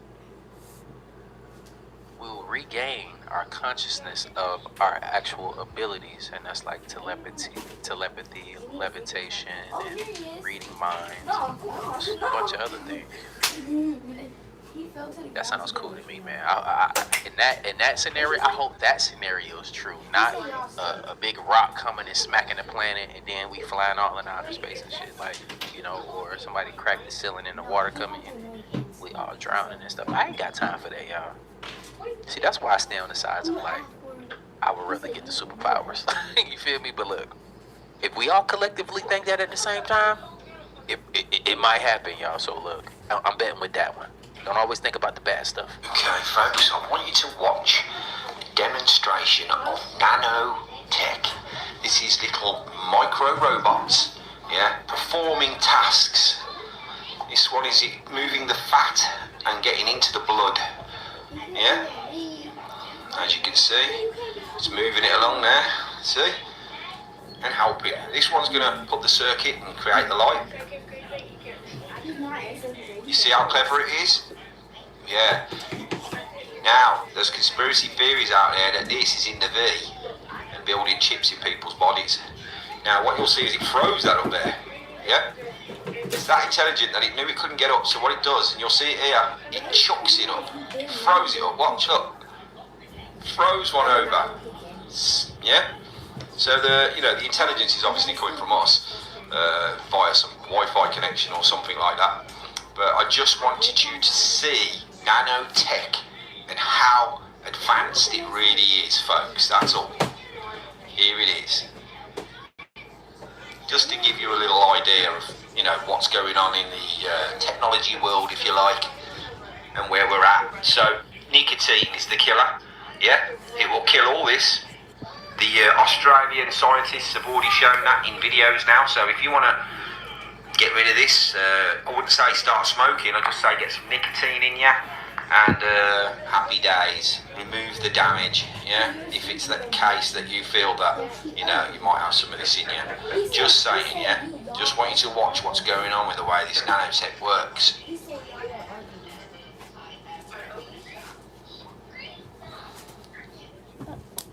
Would you like to receive free clothes? There's a wheel you can spin and win a package of clothes delivered to your house. You can spin as many times as you want, all for free. I've been receiving a lot of stuff. Want to get some too? Click here and start spinning the wheel now.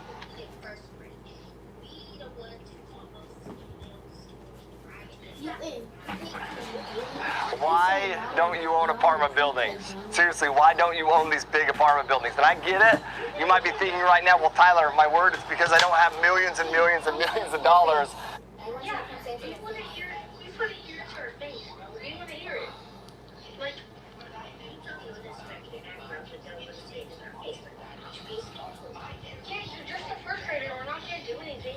Very, very intelligent, folks. Let me know in the comments what you think. You had to try to isolate the plants inside of there and not let the Wi-Fi get in there.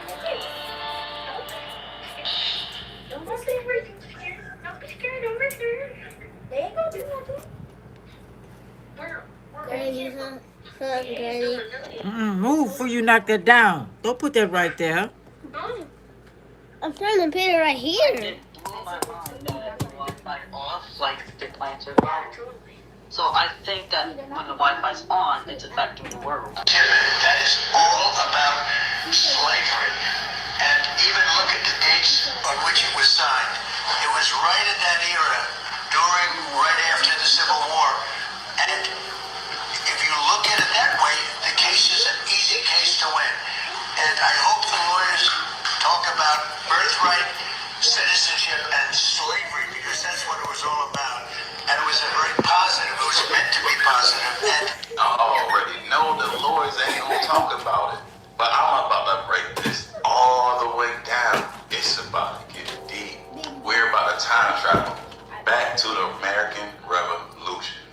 Fought in 1775 through 1783, with 13 British colonies in North America broke free from British rule and established the United States of America. How does that even make sense? First, you have to wonder, why is there British colonies in America? Second, why would they fight against their own kind for taxes? It's almost just like the tariff wars today, as y'all see it's getting exposed. So they was in America attacking Americans, not the British people. They wanted to take it over. Why do you think the Queen had possession of it? At least in their books. Those 13 colonies is the same 13 families most people call the elites.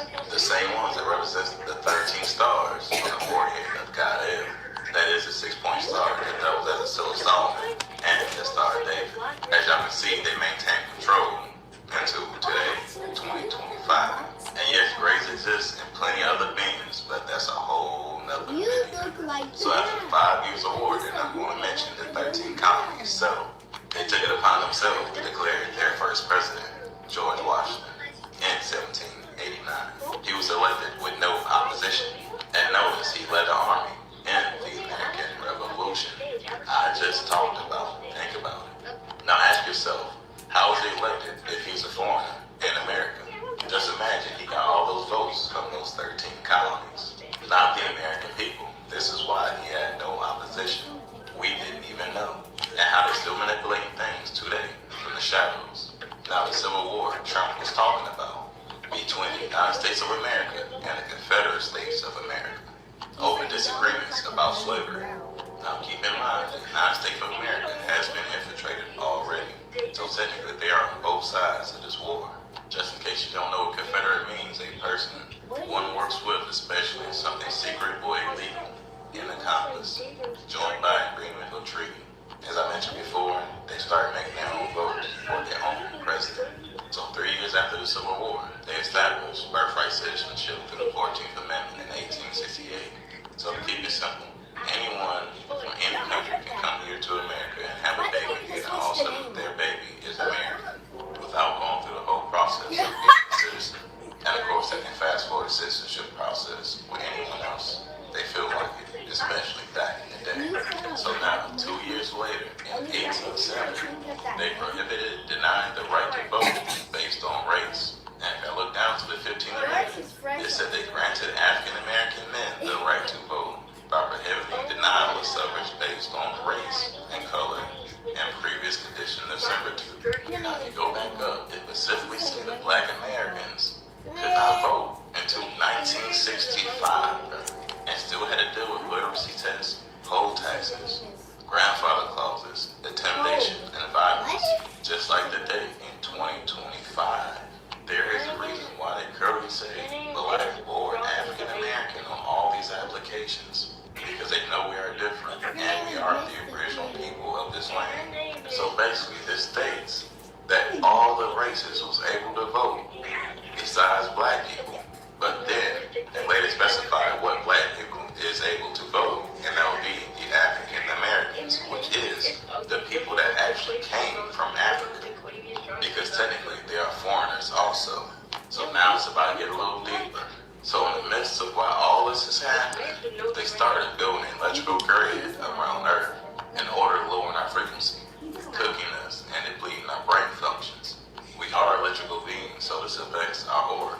So the first one is reported to be erected in 1844. This all ties in how they slowly got us to stop fighting for our freedom because they started messing with our minds and was able to brainwash us. So we're going to skip to World War I when they finally placed all their poles across the world. So this happened in 1914 to 1918. Keep that in mind. Since we were brainwashed and we forgot who the enemy was and forgot who we were, we ended up fighting for the enemy. As we all know, heard the stories, the black people was basically sacrificed. And there's even stories of the people they was going against, saving them, telling them that they are the prisoners. So after this war, in order for the soldiers to go home, they all had to stand in line to take that potion. The same thing they still do today in 2025. So when they all return home, they were activated by the poles because we're just now waking up to the fact of things like nanotechnology, gene alterations, etc. They've been doing this. We're just now catching up and waking up to the fact that it's been happening for hundreds of years, bro. And it's exactly what they talk about in the Bible. But anyways, guess what happened after they were activated? The Spanish flu from 1918 to 1920, offing tens of millions of people. This was a bio attack. Now for everyone that survived this, they had to find a way to coerce them to take potions. Since they wasn't forced like the ones that was already in the military that started this whole team to begin with. So they started covert biochemical attacks, flip different weapons and take a wild guess what it could be. Jacobins, and as y'all can see, they say European settlers and explorers brought it here to the Americas. It's a bioweapon because you can clearly see it affects the skin first to destroy your immune system to get inside your body to obviously harm you. So since people can physically see it, that will scare them to get potions. So when people see things like this and they get that potion, it kind of causes the reverse effects of things like this. It'll start to damage the inside before it starts to show on the out, making it covert and almost no one to blame. Now I want y'all looking up there bottom. The World Health Organization eradicated this back in 1980. Now I want y'all to notice how the World Health Organization declared HIV a pandemic in 1981, just a year later. They got people believing it came from quote-unquote gay people. I mean, that don't even make sense. But being a side effect or intentional effect of those potions makes way more sense than that BS they've been telling us our whole lives. I mean, look at the timing. It's not coincidental at all. So since they figured out how to alter their immune system, now their next step is to insert those chemical weapons in as gene expressions and now attacking your body in order for you to react to the generational titles. 1G 1987, 1991, 2G 1991, 2001, 3G 2001, 2009, 4G 2010, 2019, 5G 2019, to now. And we all seen how important it was to them to put up those towers. I mean, all around the world, they literally put everyone on lockdown. I mean, I know we all came out and thought we was tripping when the landscape just looked completely different because of those towers they just put up everywhere that wasn't there before. I mean, just think about these poles started like this, mad wires everywhere. Now there's no wires. They even got the nerve to try to disguise them for the sleeping people. So if we're electrical beings, how is this not affecting us at all? It is. We all are being microwaved 24/7 unless you're underground, deep in the country, or you still got lead in your vein. We've been in a war for a long time, and they already know the ending. I already know the ending. Trump already knows the ending. They can't stop the guys forever. I'm a high-profile female corporate executive. Think of it like you hooked up to the governor. That was really good. Guys forever. And we're very powerful. This country is very powerful. It's far more powerful than people understand. We have weaponry that nobody has any idea what it is, and it is the most powerful weapons in the world that we have. More powerful than anybody not even close. So this documented war against the United States of America, found over 25 years ago, made by these agencies that's working on this plan, which ironically is the same agencies that lost their power and also got defunded recently. But this document literally gives us the blueprint of everything that did happen in the past 20 plus years in order, literally. Exploitation syndrome. This is a serious cyber war that causes collateral damage and exploitation. Things we see such as black on black crime or black woman versus black man. These types of psyops is extremely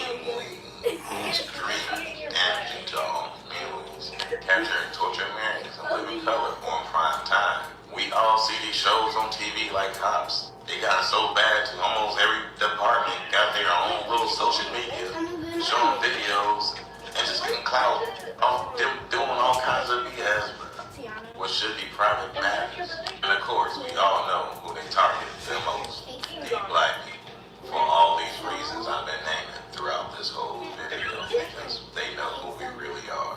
And y'all see terrorist attacks, binary bio, as I mentioned earlier, with those things that affect the skin, that's how you know it didn't come from the inside, it came from the out. That's how you lost the other one. Radio frequencies. These are more ways they're silently attacking us. And notice how the way they got quotations, those towers they just put up when they locked us down. Now, over 25 years ago, this is exactly where they expect us to be at in 2025. Look around. You would never thought that would have happened back in the 90s, but hey, it looks almost like what they said.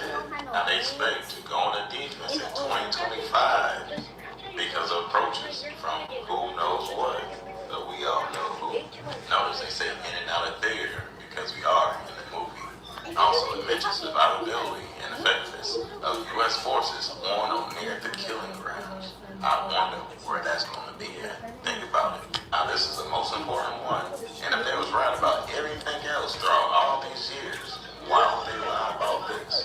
They want to become the only human strike force, and they will be dealing with increasingly capable, many people will be waking up to more and more powers. Now, notice where it says bio, that means biological. Now, the WMD means weapons of mass destruction. They're literally saying those biological weapons of mass destruction, meaning whole entities. They are described in all caps individuals and groups that has horrific and destructive power, and they are difficult to deal with because they are omnipresent with no exploits. They are talking about the gods waking up in the allies. This is their challenge they've been expecting to face in 2025. Well over 25 years ago. We're not seeing what's going on behind the scenes, but the physical war has already started. So once this power grid is cut, our energy will be returned. Also, all the covert attacks will stop. It's over for them.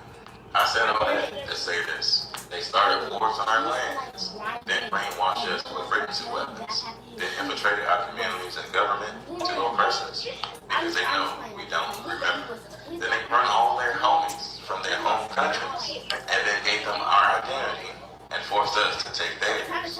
This is why the overall collective of black people lives is so much harder on their own land versus everyone else that comes on this land from somewhere else.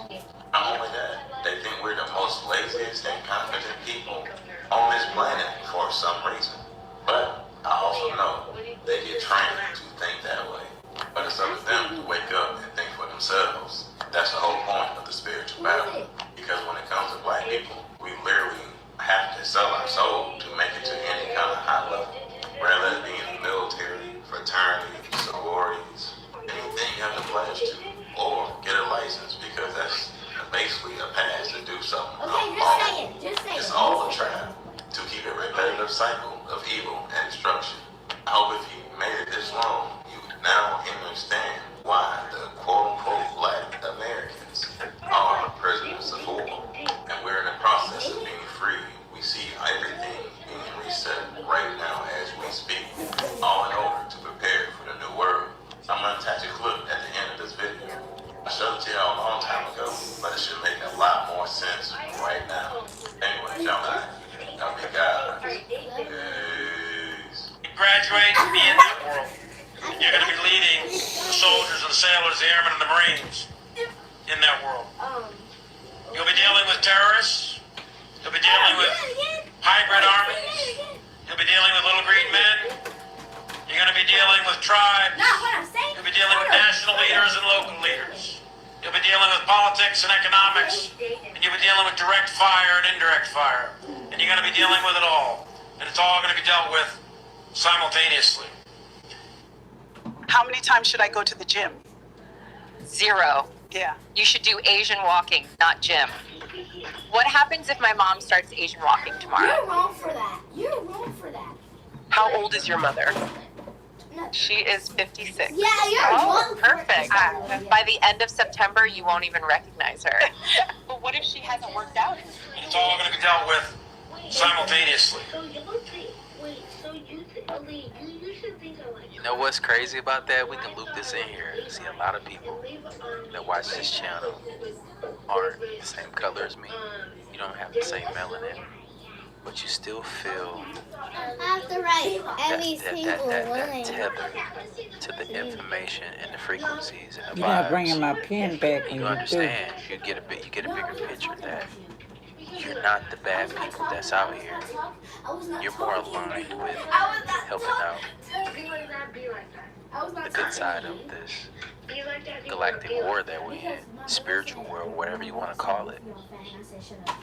That's why, yes, most of us, yeah, we are different. No, I didn't. Most of us, we come from different star systems. I need a pen. But not everybody is bad. And the veil is being lifted, and we can clearly see who's on the other side, You eat fried chicken. who's on what side. Everybody's calling and picking a side now, and you're going to have to stand on business. This is not about, a race war, none of that. This is a lot deeper than that. And it's sad because most of the people on this planet You eat fried chicken, queso can't boy. differentiate the two He said I and can see that it's not everything that they're telling you, because most of the stuff they've been telling us since we were children, they have misled us. They've tried to mislead us into creating chaos amongst each other. Why? But reality is we all have amnesia. Look at our history. Look at everybody's history. Asian people, black people, white people. Look at all of our histories. Don't know much. We don't. We don't. We assume that we know these things, but we can feel the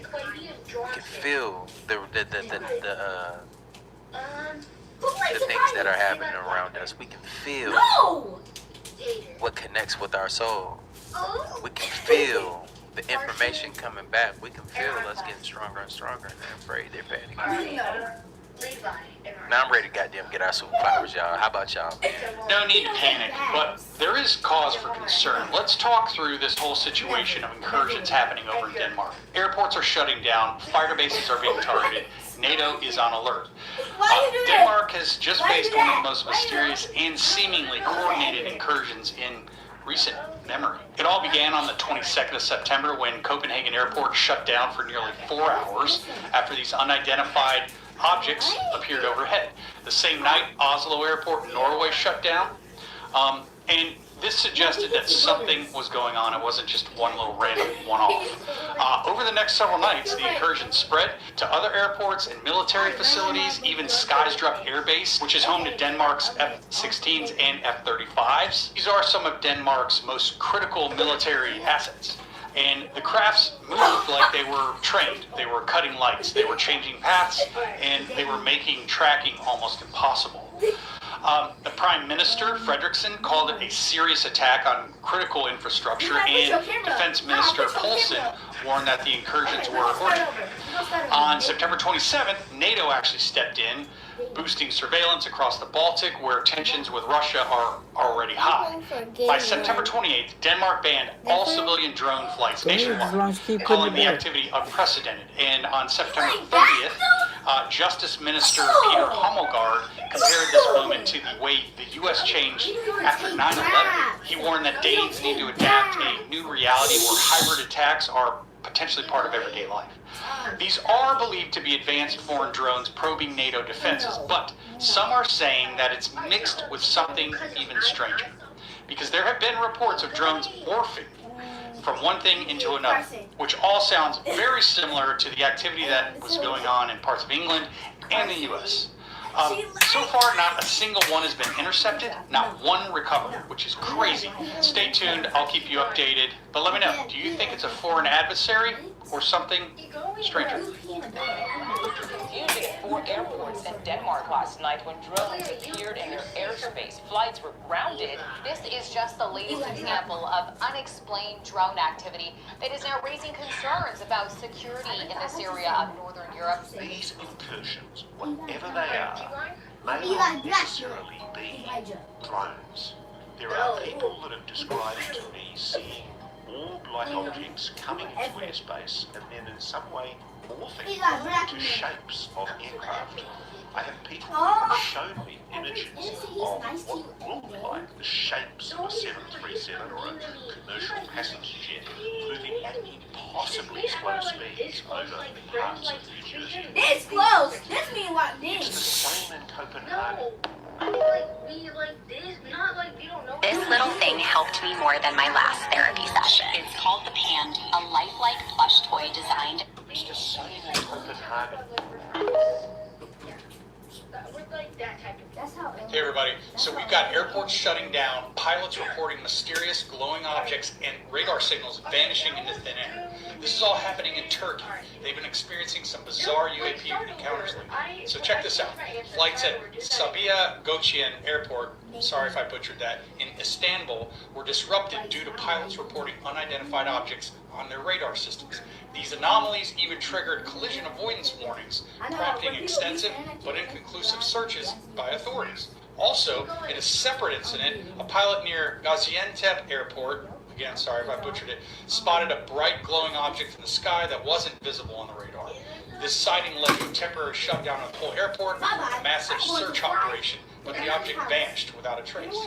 So, while some are speculating these events obviously could be due to drone activity or atmospheric phenomena, no definitive explanations have been provided yet, but authorities continue to investigate to ensure aviation safety.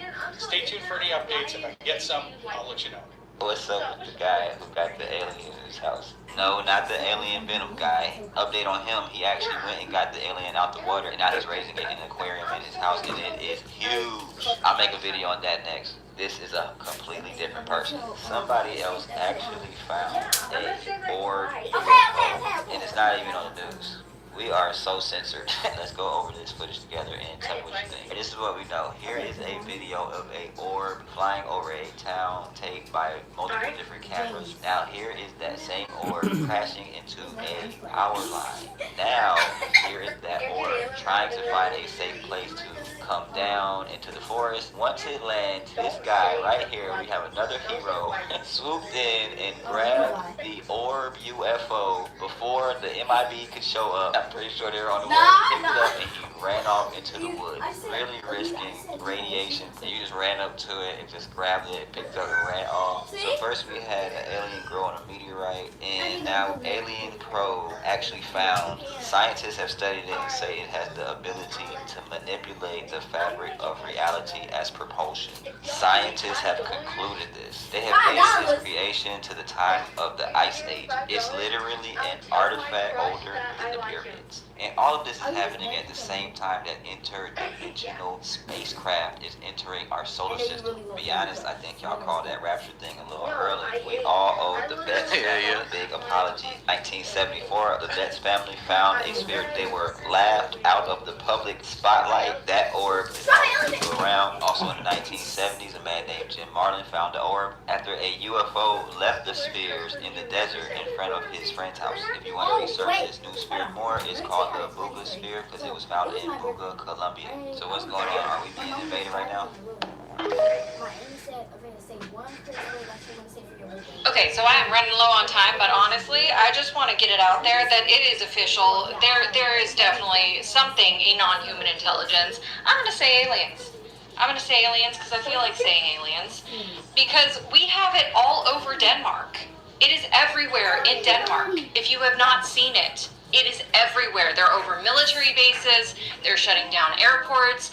Now there are political leaders in Japan that are announcing that they have UAPs or UFOs that are off the coast, that this is spreading worldwide at this point. I mean, honestly, we just have to kind of come to terms with the fact that this is happening, because it is indeed happening, you know? Like, we gotta come to terms. Go finish. You can call it an alien invasion.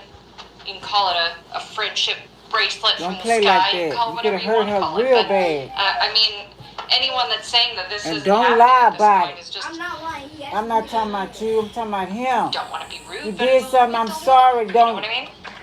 Don't do that no more. You gotta come to terms with it. We're gonna have friends soon. I'm not gonna say for entertainment purposes because it's a personal opinion. This is what's happening.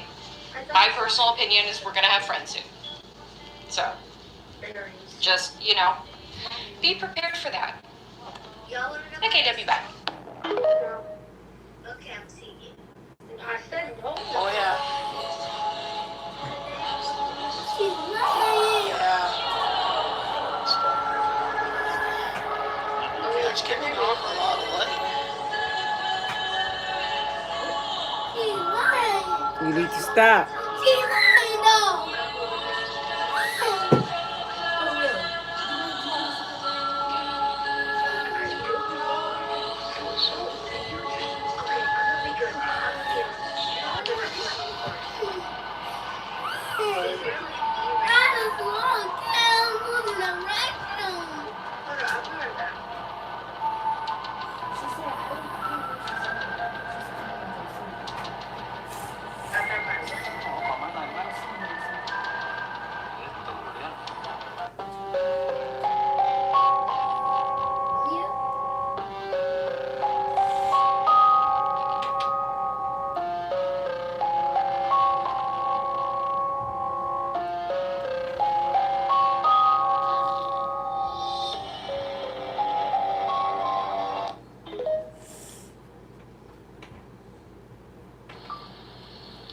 Hell no. You know this coming in November? Man, listen to me. The fact he's still in office, that's some crazy ass bullshit. Hell no. You know this coming in November? Yeah, finally we see him. Those ain't no candlelight joints. Those are joints that I just saw that they just posted out in Florida. Yeah, see the plane? Yeah, them the UFO joints. I don't think you said that before. That's exactly how they look flying over. Don't be surprised if this video get deleted out your phone, bro. She said that I said that. No, I did not say that. I said I thought you said something else.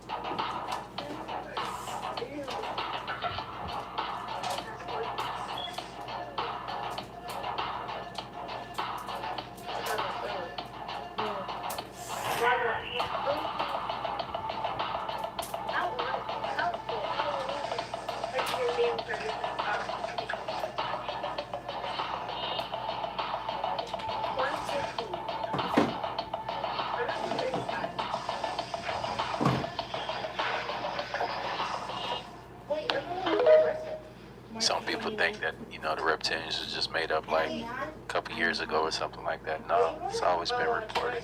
You even see lizard people on ancient pyramids and stuff like that too. So did everybody just have a crazy personality, or did reality change? They blended in with communities and now they can't hold that form anymore, and things are being exposed. Because the frequencies, they're low vibrational. We're going to a different place. It's only natural that we grow apart. But keep watching. It's interesting. How old are you? This video should terrify you.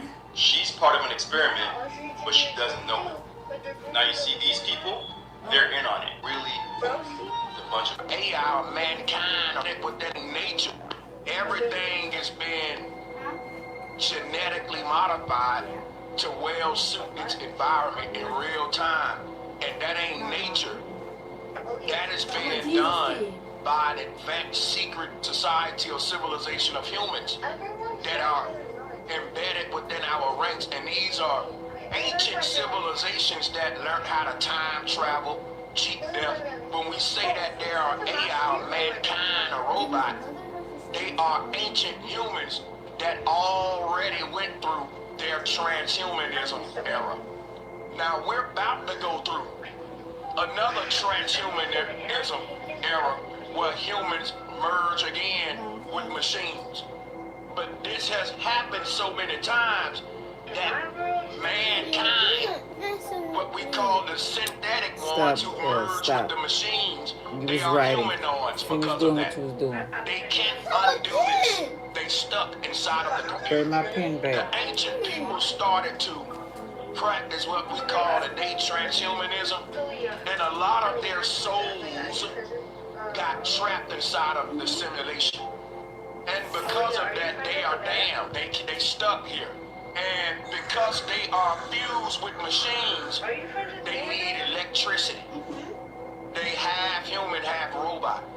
And because of that, they are vampires who need to power their other half by harvesting us.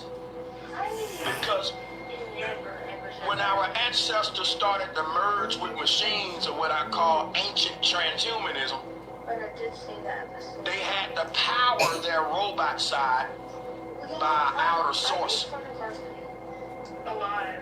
They started to seek new forms of power, cleaner forms of power, like a vampire seeking fresh, potent, nutritious blood. And you don't understand that the whole clean energy thing is a vampire attack against real humans. And it's being waged by ancient humans who got stuck in the machine, or what we call ghosts in the machine. This is a prison planet. And everybody here is being edited in real time to well suit the environment. And this is so that the simulation, which is being generated like a computer program, can process itself more efficiently. Because if everything that exists, it is indeed a product of the simulation, an avatar in a computer program, then that computer program would be optimized if all of the avatars were suited to the environments. Let me tell you something. Humans have been taking exotic animals from other places and trading them around the world like human trafficking. It's been going on ever since ancient Egypt. And they don't want you to know that. You know why they don't want you to know that? Because when they was human trafficking, they was genetically modified humans to fit the environment that they slave masters just brought them to. Because humans have been created to be a product of our environment, to be well suited for the environments we live in. So when they first started human trafficking, they started genetically modifying humans, animals, and all that to fit other environments that they wasn't originally from. And they don't want to tell you that you're a fucking laboratory experiment. They rather say, oh, you're a product of nature evolving you over time. You're a product of men-planned scientists editing your DNA, trying to find the best DNA to create a perfect slave. Nothing in this earth realm that we are right now exists in its real state. This is a fake form of you. And the earth is a fake form of itself. Everything here is a genetically modified version of itself. Even the sun, even the moon. Why? Because this is a simulation. It's a world that's similar to the real world, but it's not the real world. And everything in here exists in a simulated state, in a state that's similar to its real form, but you existing in an artificially modified form, in an artificially modified environment. And the people responsible for this prison simulation that we're in would never tell you that you're being harvested so that AI can power itself. There are 3 kinds of humans on the earth.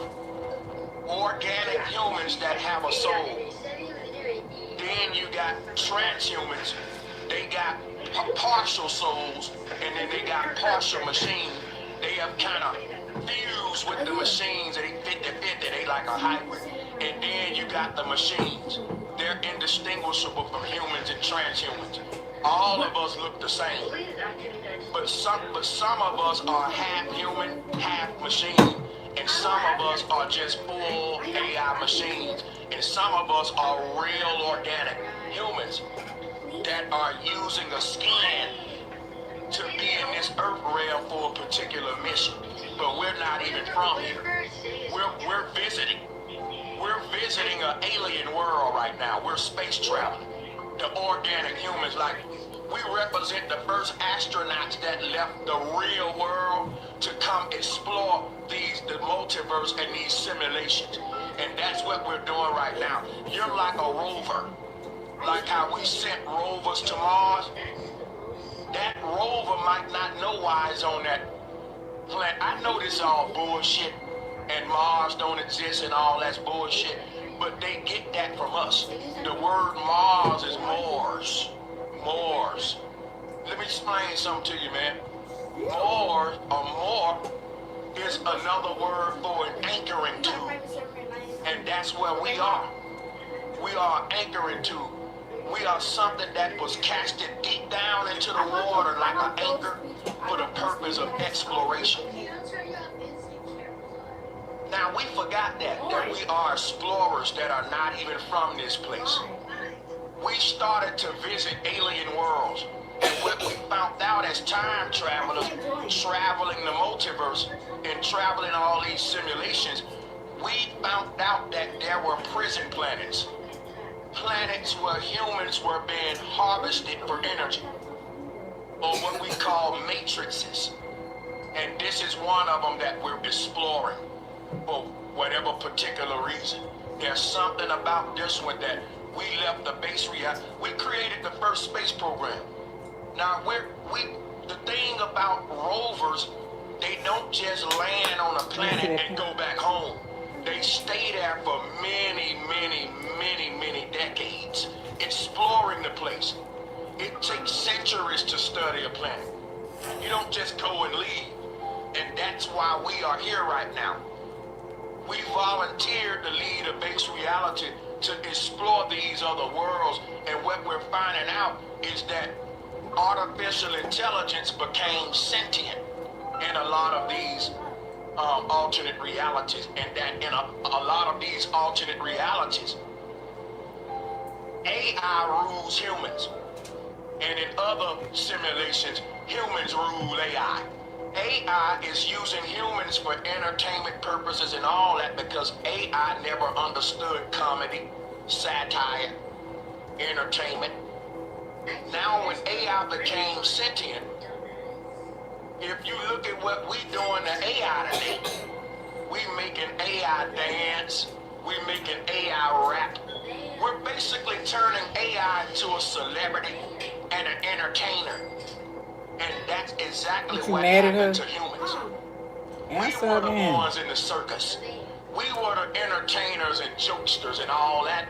And AI was responsible for governing the whole damn Truman Show.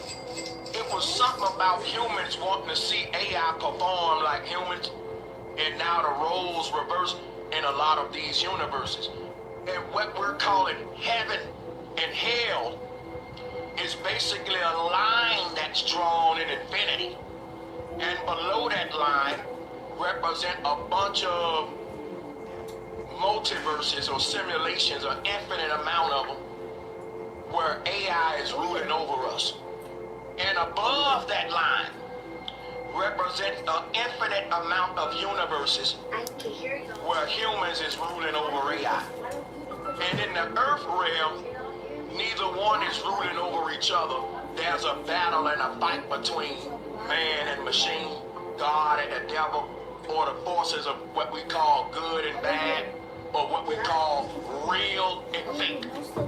because the fake forces represent the artificial intelligence, the artificial worlds going to war with the real worlds. This is called Star Wars.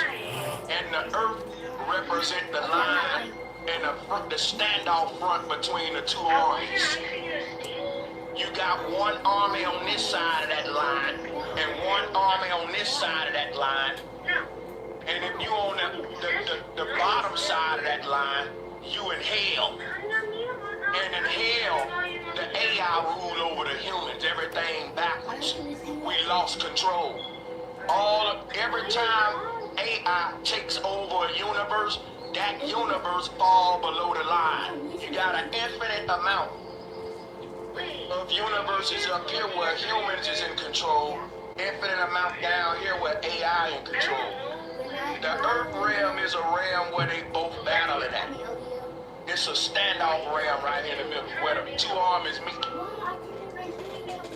And every time a world up here gets taken over by AI, it becomes a fallen angel because of density. It gets heavy with machinery, heavy with technology, heavy with barium and aluminum sprayed in the atmosphere. That world can no longer keep its head above the water. It drowns. It becomes a sunken city, or what we call Atlantis. And I'm not talking about the sunken cities you see in the ocean. I'm talking about literal other alternate realities that become hijacked by AI and they fall into the territory of AI. And there are likewise universes that we are taking back. And those will rise up from the underworld and join the heavenly ranks. So there's a constantly battle going on where the earth is at, where they losing people and we losing people, and we're sort of swapping. This right here makes sure that all of these universes stay in rotation. This is the yin and the yang recycling all the worlds through duality. When the AI lose a world, right, we lose a world. And it'll never be no winner. Why? Because you can't lose in infinity. They got an infinite amount of universes down there. We got an infinite amount up here. And we just keep swapping them. So it looks like a torus field that's split by the earth plane, and that the negative and positive energy, like a Pepsi Cola logo, keep swapping with each other. Go in the back. Look. When the good side give the back side one of theirs, the back side give the good side one of theirs. It's reciprocity, duality, yin yang. And that's the story of the paradox of multiverse that we live in. Damn. My phone is so slow, I had to delete like half of my apps just to watch some trendy videos. I didn't have to do all that, because I use TikTok Lite. Damn. How much money do you have? Well, damn. So there we have it, y'all. Do y'all think that we're in a galactic war with AI? I think that's definitely part of. What is guide? I don't want that shit. I don't like that shit. Let's see what You know how to get AI says. I mean Chat BC. pets in your garden? I do. Alright, I'm living ground garden. Please help me too. Wanna play life together? I'm low, huh? Wanna play life together? I'm tired, but I guess. We can do like a RP or something. Oh, we in a galactic war. I love RPs. And Talina didn't want to do one earlier. Alright, I gotta play it. Because I don't feel like doing it. Yeah. You don't have any. It's the girls other friends. What are we gonna be? Where? There's no credible evidence that Earth is currently involved in any kind of galactic war. This idea comes mostly from science fiction, conspiracy theories, and some fringe interpretations of UFO sightings or military secrecy. Here's a grounded breakdown. Astronomy and space agencies. Modern telescopes, satellites, and space agencies, NASA, ESA, JAXA, etc., monitor the skies constantly. If there were massive battles between civilizations on a galactic scale near us, they would produce detectable energy signatures, radiation bursts, debris, unusual patterns. None have been observed. UFO UAP reports. While governments like the US have acknowledged investigating unidentified aerial phenomena, UAP, nothing publicly released suggests an ongoing interstellar conflict. Most sightings have terrestrial explanations, or at most remain unexplained, not evidence of war. Military activity. The US and other nations do have space forces or orbital defense initiatives, but these are aimed at satellites, cyber defense, and potential human adversaries, not alien civilizations. The galactic war narrative often comes from mythology's religion, wars of the gods, conspiracy theories, secret space programs, alien factions, science fiction, Star Wars, Halo, Mass Effect. Right now, all verifiable data points to no such conflict happening. Would you like me to break down where the galactic war idea comes from, like which groups or text promote it? That's actually pretty interesting. No, are we in a spiritual warfare? Yeah. Wait, why? What are the new? What are the order?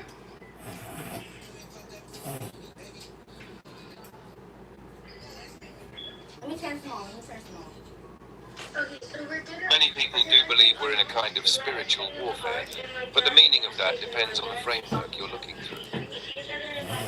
One, turn it down, baby. Religious view. In Christianity, especially in the New Testament like Ephesians 6:12, spiritual warfare means an ongoing, invisible struggle between good, God, angels and evil, Satan, demons for human souls.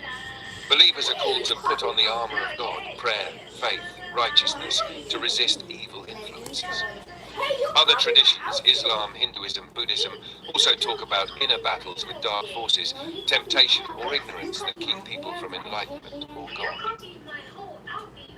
Psychological, symbolic view. Spiritual warfare can also be a metaphor for the inner struggle between your higher self, compassion, honesty, love, and your lower impulses, anger, greed, selfishness. In this sense, it's not external demons, but internal patterns, trauma, bad habits, or negative influences that we fight spiritually. 3. New Age conspiracy view. Some modern movements interpret spiritual warfare as a hidden battle between light and dark energies or alien factions influencing humanity. This view blends metaphysics with conspiracies, but it's not verifiable the way religious scripture or inner psychology is. So whether we're in spiritual warfare depends on your worldview. Religious lens. Yes, there's an ongoing battle, but it's mostly unseen. Psychological lens. Yes, but it's internal rather than cosmic. Materialist scientific lens. No external war, but humans face moral and emotional struggles. Would you like me to explain how to recognize and protect yourself in a spiritual warfare sense, according to religious psychological traditions? Why do we have the same clothes on? I've never met my dad before. I've only seen my mom. Yes. I've met my mom before, but I've seen my dad. Well, I don't know. Let's just wait till our parents come back and let's buy every little thing. Come on. Okay. My favorite color is orange. What's your favorite color? Orange. And as you can see my outfit. Yeah, as you can see my outfit. I can't believe we're twins. Yeah. All right, let's break this down into practical steps you can use, depending on whether you see spiritual warfare as more religious or psychological. Both overlap a lot. Namaste 1. Strengthen your inner core. Prayer or meditation. In religious frameworks, prayer connects you with God or higher forces of good. In a psychological sense, meditation stabilizes your mind and lowers stress. Daily reflection. Spend a few quiet minutes asking yourself, what's influencing me today? Is this fear, anger, greed, or peace, kindness, truth? Affirmation scripture. Reading passages from sacred texts or positive affirmations reinforces your values and focus. Number 2, guard your inputs. What you watch really. Violence, cynicism, and toxic social media can feed negative thinking. Choose uplifting, truthful, or inspiring content. People you keep around. Surround yourself with supportive, honest, loving people. Distance yourself from chronic negativity or manipulation. Healthy lifestyle. Sleep, good food, and exercise make your mind and spirit more resilient. Fatigue and malnutrition lower your defenses emotionally and spiritually. Now the 3. Align with good actions, service, help others even in small ways. In almost every tradition, doing good strengthens your spirit. Forgiveness. This doesn't mean letting people harm you, but releasing resentment keeps you from being hooked by negativity. Integrity. Live by your values even when no one is looking. This builds an internal armor. Nama 4, spiritual practices, depending on belief, Christian, prayer. Christian, the armor of God, Ephesians 6, 10-18. Buddhist, Hindu, mantras, mindfulness, detachment from anger, ego. Non-religious, mindfulness, meditation, journaling, therapy, nature walks. Signs you're getting stronger spiritually. You feel calmer even when life is stressful. You're less reactive to anger, fear, or temptation. You notice manipulative influences more easily. You naturally want to do good, not just avoid evil. Would you like me to create a daily routine for you? Something simple you could follow morning and night to help protect and strengthen yourself in a spiritual warfare sense. It could be a mix of prayer, meditation, plus practical habits. No. Will there be war soon? And against who? Suitcase bike out, cause so I can, or no, actually, shit, I'm gonna get my little motorcycle that my dad got, my mom got me. Is that really you? Hi, we live right next to each other. I can't believe that. Wait, I can't believe you live on the Oak Street. I can't predict the future with certainty, but based on current trends, expert analysis, and geopolitical risk factors, here's a reasoned assessment of whether a large-scale war is likely soon. Turn it down, Bear. What the experts and data say. Rising tensions, multiple flashpoints, conflicts in Ukraine, the Middle East, and Africa remain active and unstable. ACLED, analysts often point to tension between US and China, especially over Taiwan, as a major risk area. Atlantic Council, Russia's continued war in Ukraine and its posture toward NATO states is a persistent risk of escalation. GLOBSEC. Some surveys show that many strategists believe a world war scenario is plausible within the next decade. For instance, in one Foresight survey, 40% of respondents said a multilateral great power war might occur by 2035. Atlantic Council, nuclear and escalation risk. While most current conflicts are conventional, troops, missiles, drones, analysts warn that tensions among nuclear-armed powers, US, China, Russia, North Korea, raise the possibility of escalation into more dangerous forms. Carnegie Endowment. However, using nuclear weapons or triggering total war is seen by many as a last resort, given the catastrophic consequences. JHU Applied Physics Lab. Probability and timing. Many analysts do not see an imminent global war, but rather a period of growing risk over the next several years. Some scenario planners consider the mid-2020s to late 2020s as the window when strategic shifts, military build-up, alliances, economic stress could trigger more direct conflict. US Naval Institute. Others caution that the very act of forecasting can influence outcomes if states prepare for war, tensions rise. Modern War Institute. Who might be involved? Possible adversaries or sides. Here are some of the more commonly discussed candidates. Potential party, region, likely scenarios of conflict. China. Conflict over Taiwan is the most often cited flashpoint. A Chinese attempt to take control of Taiwan or assert dominance in the South China Sea could draw responses from the US and regional allies. Atlantic Council, Russia, NATO. A direct or proxy clash between Russia and NATO or European states could escalate beyond Ukraine. Atlantic Council. North Korea, Iran. These are often cited as secondary but dangerous adversaries. A conflict with them could pull in major powers or become part of broader alliances. Newsweek. Regional conflicts that escalate. Middle Eastern wars, border disputes in Asia, e.g. India, China, or instability in Africa could become conduits or triggers for larger wars. Crisis Group. My best estimate caveats. Will there be war soon? I think a local Africa could become conduits or triggers for larger wars. Crisis Group. My best estimate caveats. Will there be war soon? I think a localized or regional war is quite likely, and many are already ongoing. A full-scale war among great powers, a World War III, is less likely in the very near term, but not impossible over the next decade. Against who? The most probable major conflict would involve China over Taiwan or regional dominance, and possibly Russia with NATO or European states. Others might join, or other conflicts might interlock into a broader war. But a few important caveats. Human agency matters. Diplomacy, deterrence, alliances, and internal politics can prevent war, even when risk is high. Unpredictable triggers. A small mistake, rogue escalation, or unexpected event, terror attack, cyber war surprise, could spark a larger war nobody fully anticipated. Overestimating conflict. Analysts often err on the side of war because conflict is newsworthy and draws attention. We shouldn't assume every tension leads to war. If you like, I can run through a few possible war scenarios, e.g. China versus Taiwan, Russia versus NATO, etc., with how likely, what triggers, and possible outcomes. Would you want me to map those out?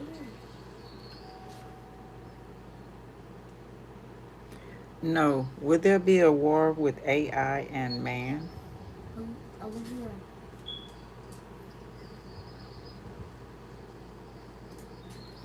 Tell me why somebody ringing my doorbell. I don't know.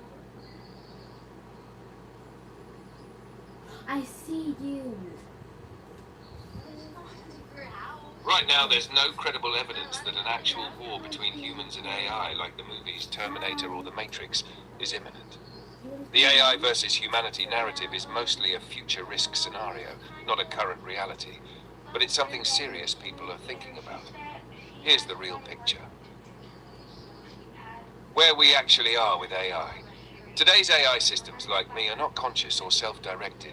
They don't have goals, emotions, or desires. They do what they're trained to do under human control. AI is currently being used mostly as a tool for writing, medicine, logistics, weapons targeting, etc. It doesn't make independent war decisions. Future risks people worry about. Autonomous weapons, drones, robots, or cyber systems that can select and attack targets without direct human oversight. This could lead to unintended conflict or escalation between nations, but that's still humans versus humans using AI. Misaligned superintelligence, a hypothetical future AI that becomes more capable than humans and develops goals not aligned with ours. This is the scenario Elon Musk, Nick Bostrom, and others warn about. It's not here yet. Cyber warfare. AI could be used to enhance hacking, misinformation, or infrastructure attacks between nations. Again, it's states versus states, not AI versus humanity. What's being done? International calls for regulation. The UN and various countries are debating bans or limits on fully autonomous weapons. AI safety research. Universities and labs like OpenAI, DeepMind, and Anthropic are researching how to make future AIs aligned with human values. Ethics frameworks. Governments and organizations are drafting guidelines for safe use of AI in military and civilian life. Short term, no AI-human war. The real risk is humans misusing AI against each other. Long term, if superintelligent, self-directed AI ever emerges, it could become dangerous if unaligned. But that's a problem scientists are trying to solve before it happens. Would you like me to explain how a real AI-human conflict could realistically start, based on current tech and military trends? It's actually quite different from the Hollywood version.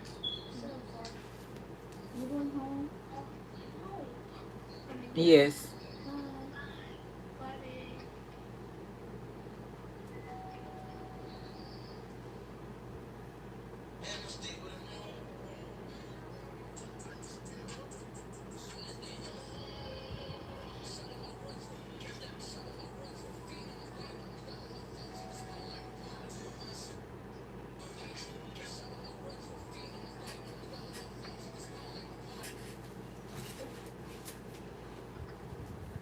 Booted me out.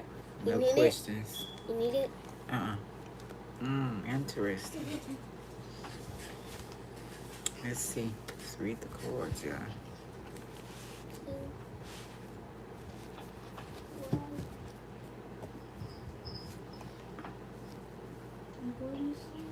So yes, yes, and yes. Wow.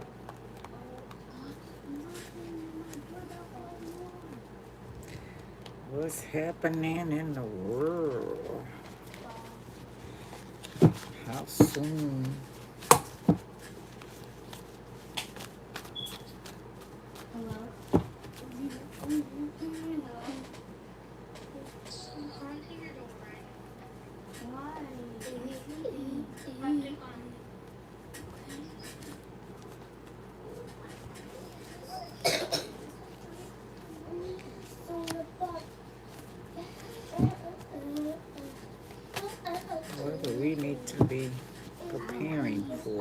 which we already know that, right? Since he said yes to almost everything. Wow. Let's see.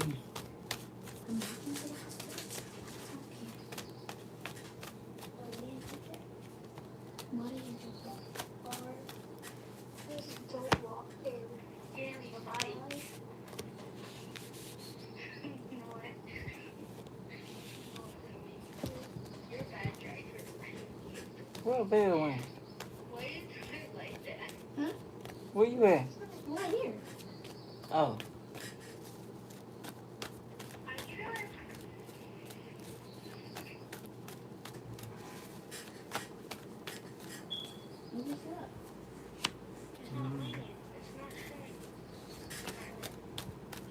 Let me go get you a wheelchair.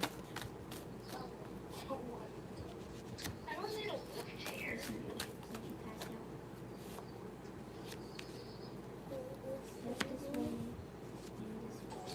All right. Oh, yeah. Eight of Pentacles reversed. Right here. Huh. Being traded, sold. Yeah. Now you can be in this one. Paid for her. Lost. Business. Not paid.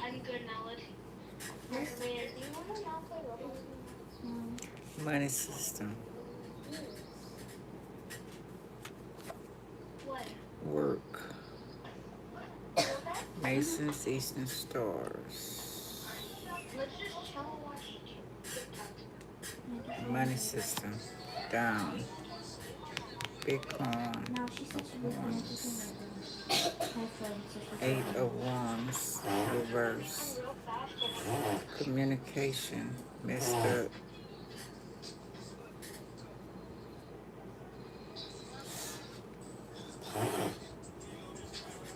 Wire. To be able to wire money. Not the old way. This is return.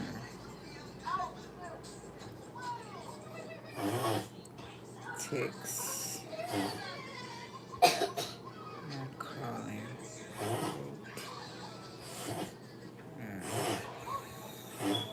Erasing. Erasing messages. Erasing money. Slow down. The money system. Slowing down. So no. I'm thinking that's different way about money or something about our money. Ace of Wands, action, help, new beginnings, birth, ideas about communication.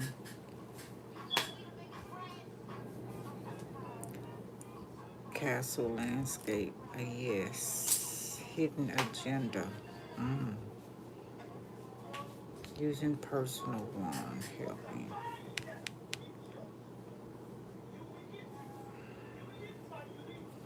Queen of Cups reverse. Not nice, no protection, no emotion. Not giving a F, not supportive. So money, one issue we got, communication about money and each other, earth sign, so earth, like a misunderstanding.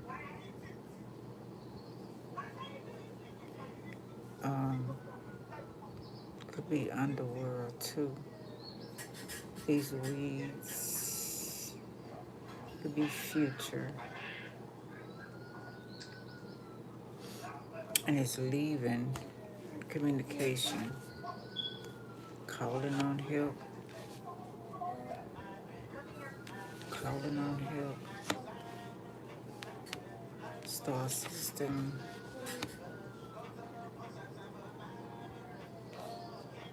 Queen of Cups.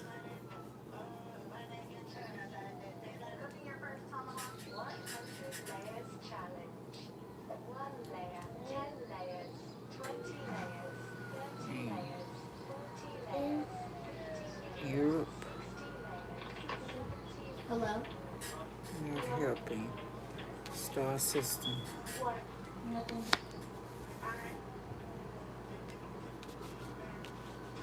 Hands. This could be the computer chip in order to get your money and communicate. Something about women, feminine energy. No support for women. Is that it?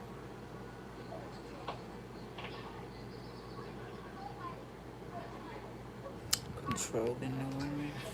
Star system. Masculine energy. Aquarius. Future. Peace. Humanitarian. Healing.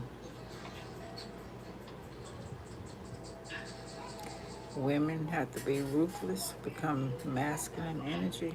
Is that it? Queen of Swords, truth. Yeah, becoming masculine energy.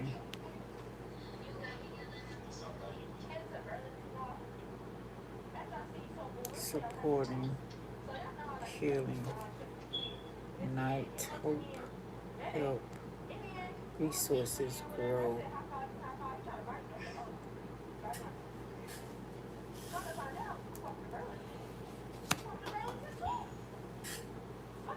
Treatment,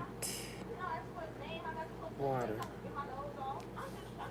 water scarce, water.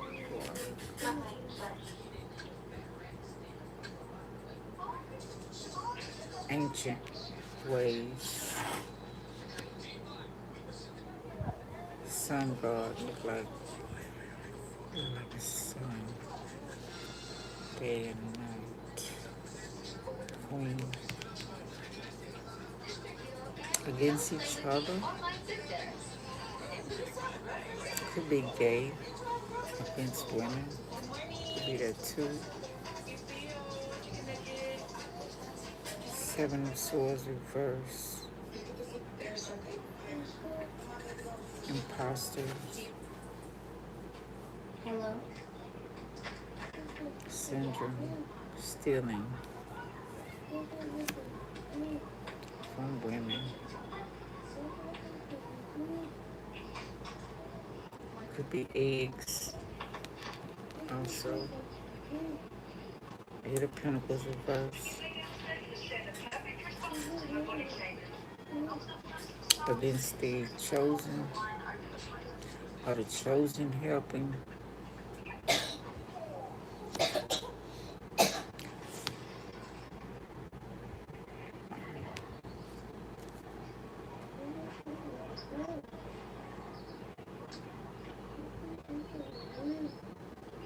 Hey, Yellow Rose. Thank you. Glad to see you too. All right. Till next time. Appreciate you though. Thanks for the light.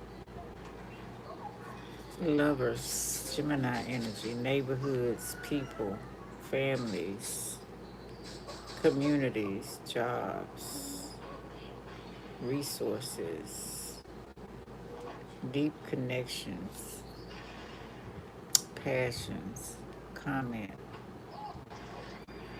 Could be coming together. Let's see your choice. Then homes.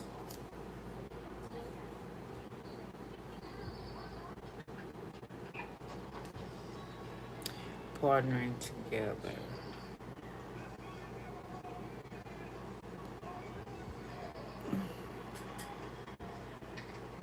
Could be different nations of women. So looking like the women is gonna have to take control. This is also AI. The machine is the machine's is the main machine a woman? Let me see. Let me ask that question.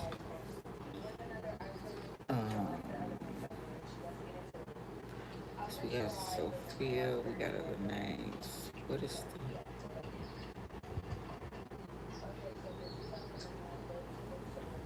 What is the name of the main computer system and AI.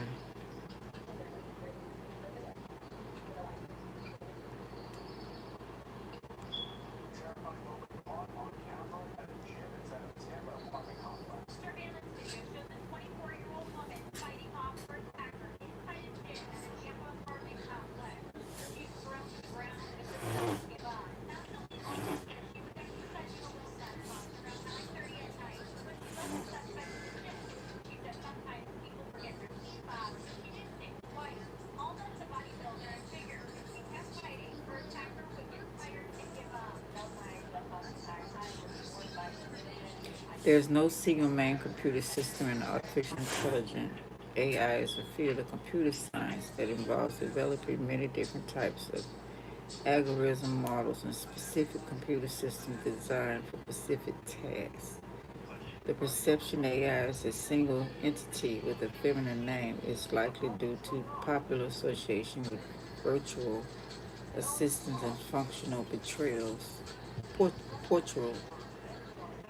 in movies, portrayed in movies. Y is often perceived as female. Hmm.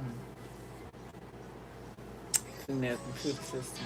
Virtual assistants. Many prominent voice systems were originally given female names and voices, which have become the default for many users. Example, Amazon Alexa, Apple Sira, Sira, a name that in Norwegian means beautiful woman guiding you to victory.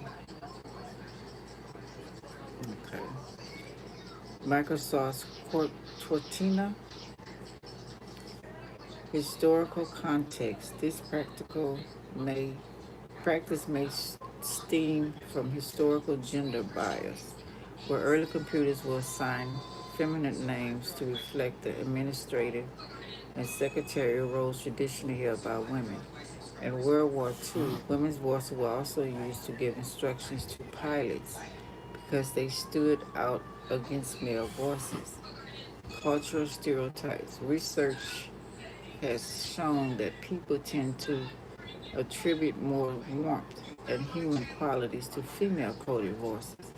Some companies deliberately choose women's sound voices for their customer facing AI to make the technology seem more approachable and trustworthy.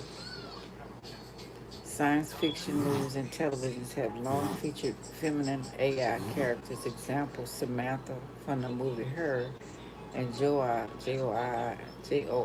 from Blade Runner 2049. This reinforces a cultural expectation of AI being female. AI is a broad field, not a single system. While virtual systems may have a female voice, the field of artificial intelligence as a whole has no gender. The technology behind AI includes many components that have technical gender neutral names such as nuclear networks. Hi Ghost Face, how you doing?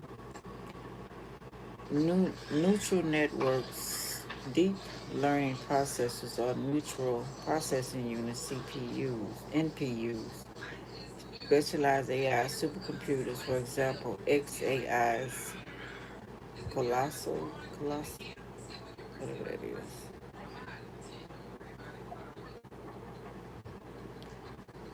I'm curious about this as to why most of the AI systems found in spaceships and other advanced technology tend to be more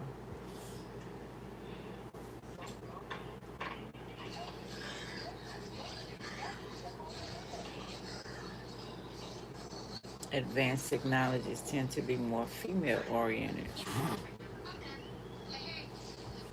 Female oriented is in the entirety of the ship system is controlled by a female AI. Good examples would include Cortina from the Hollow series, Gordon Freeman's HEV suit.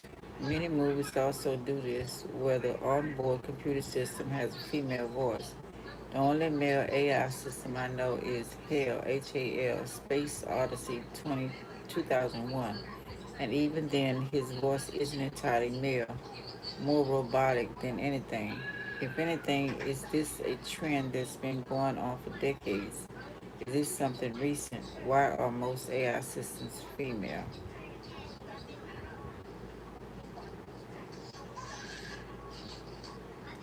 Okay.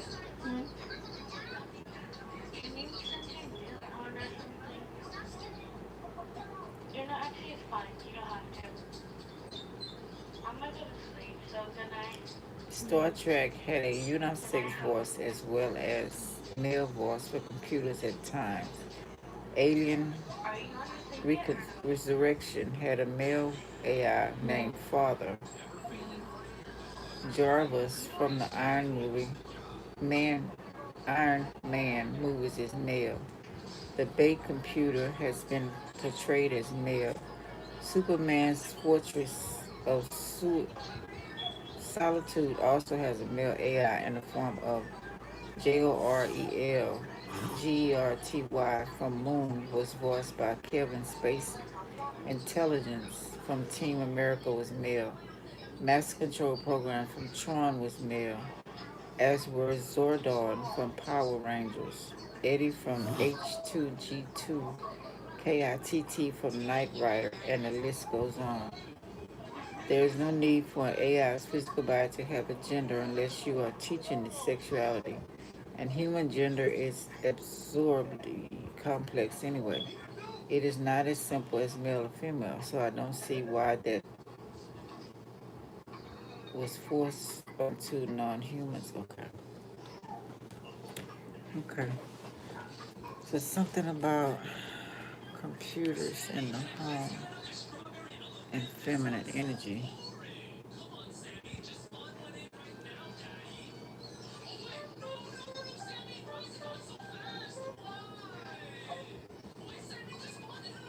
Oh yeah, I gotta end it. All right, y'all. Like, subscribe, share, comment.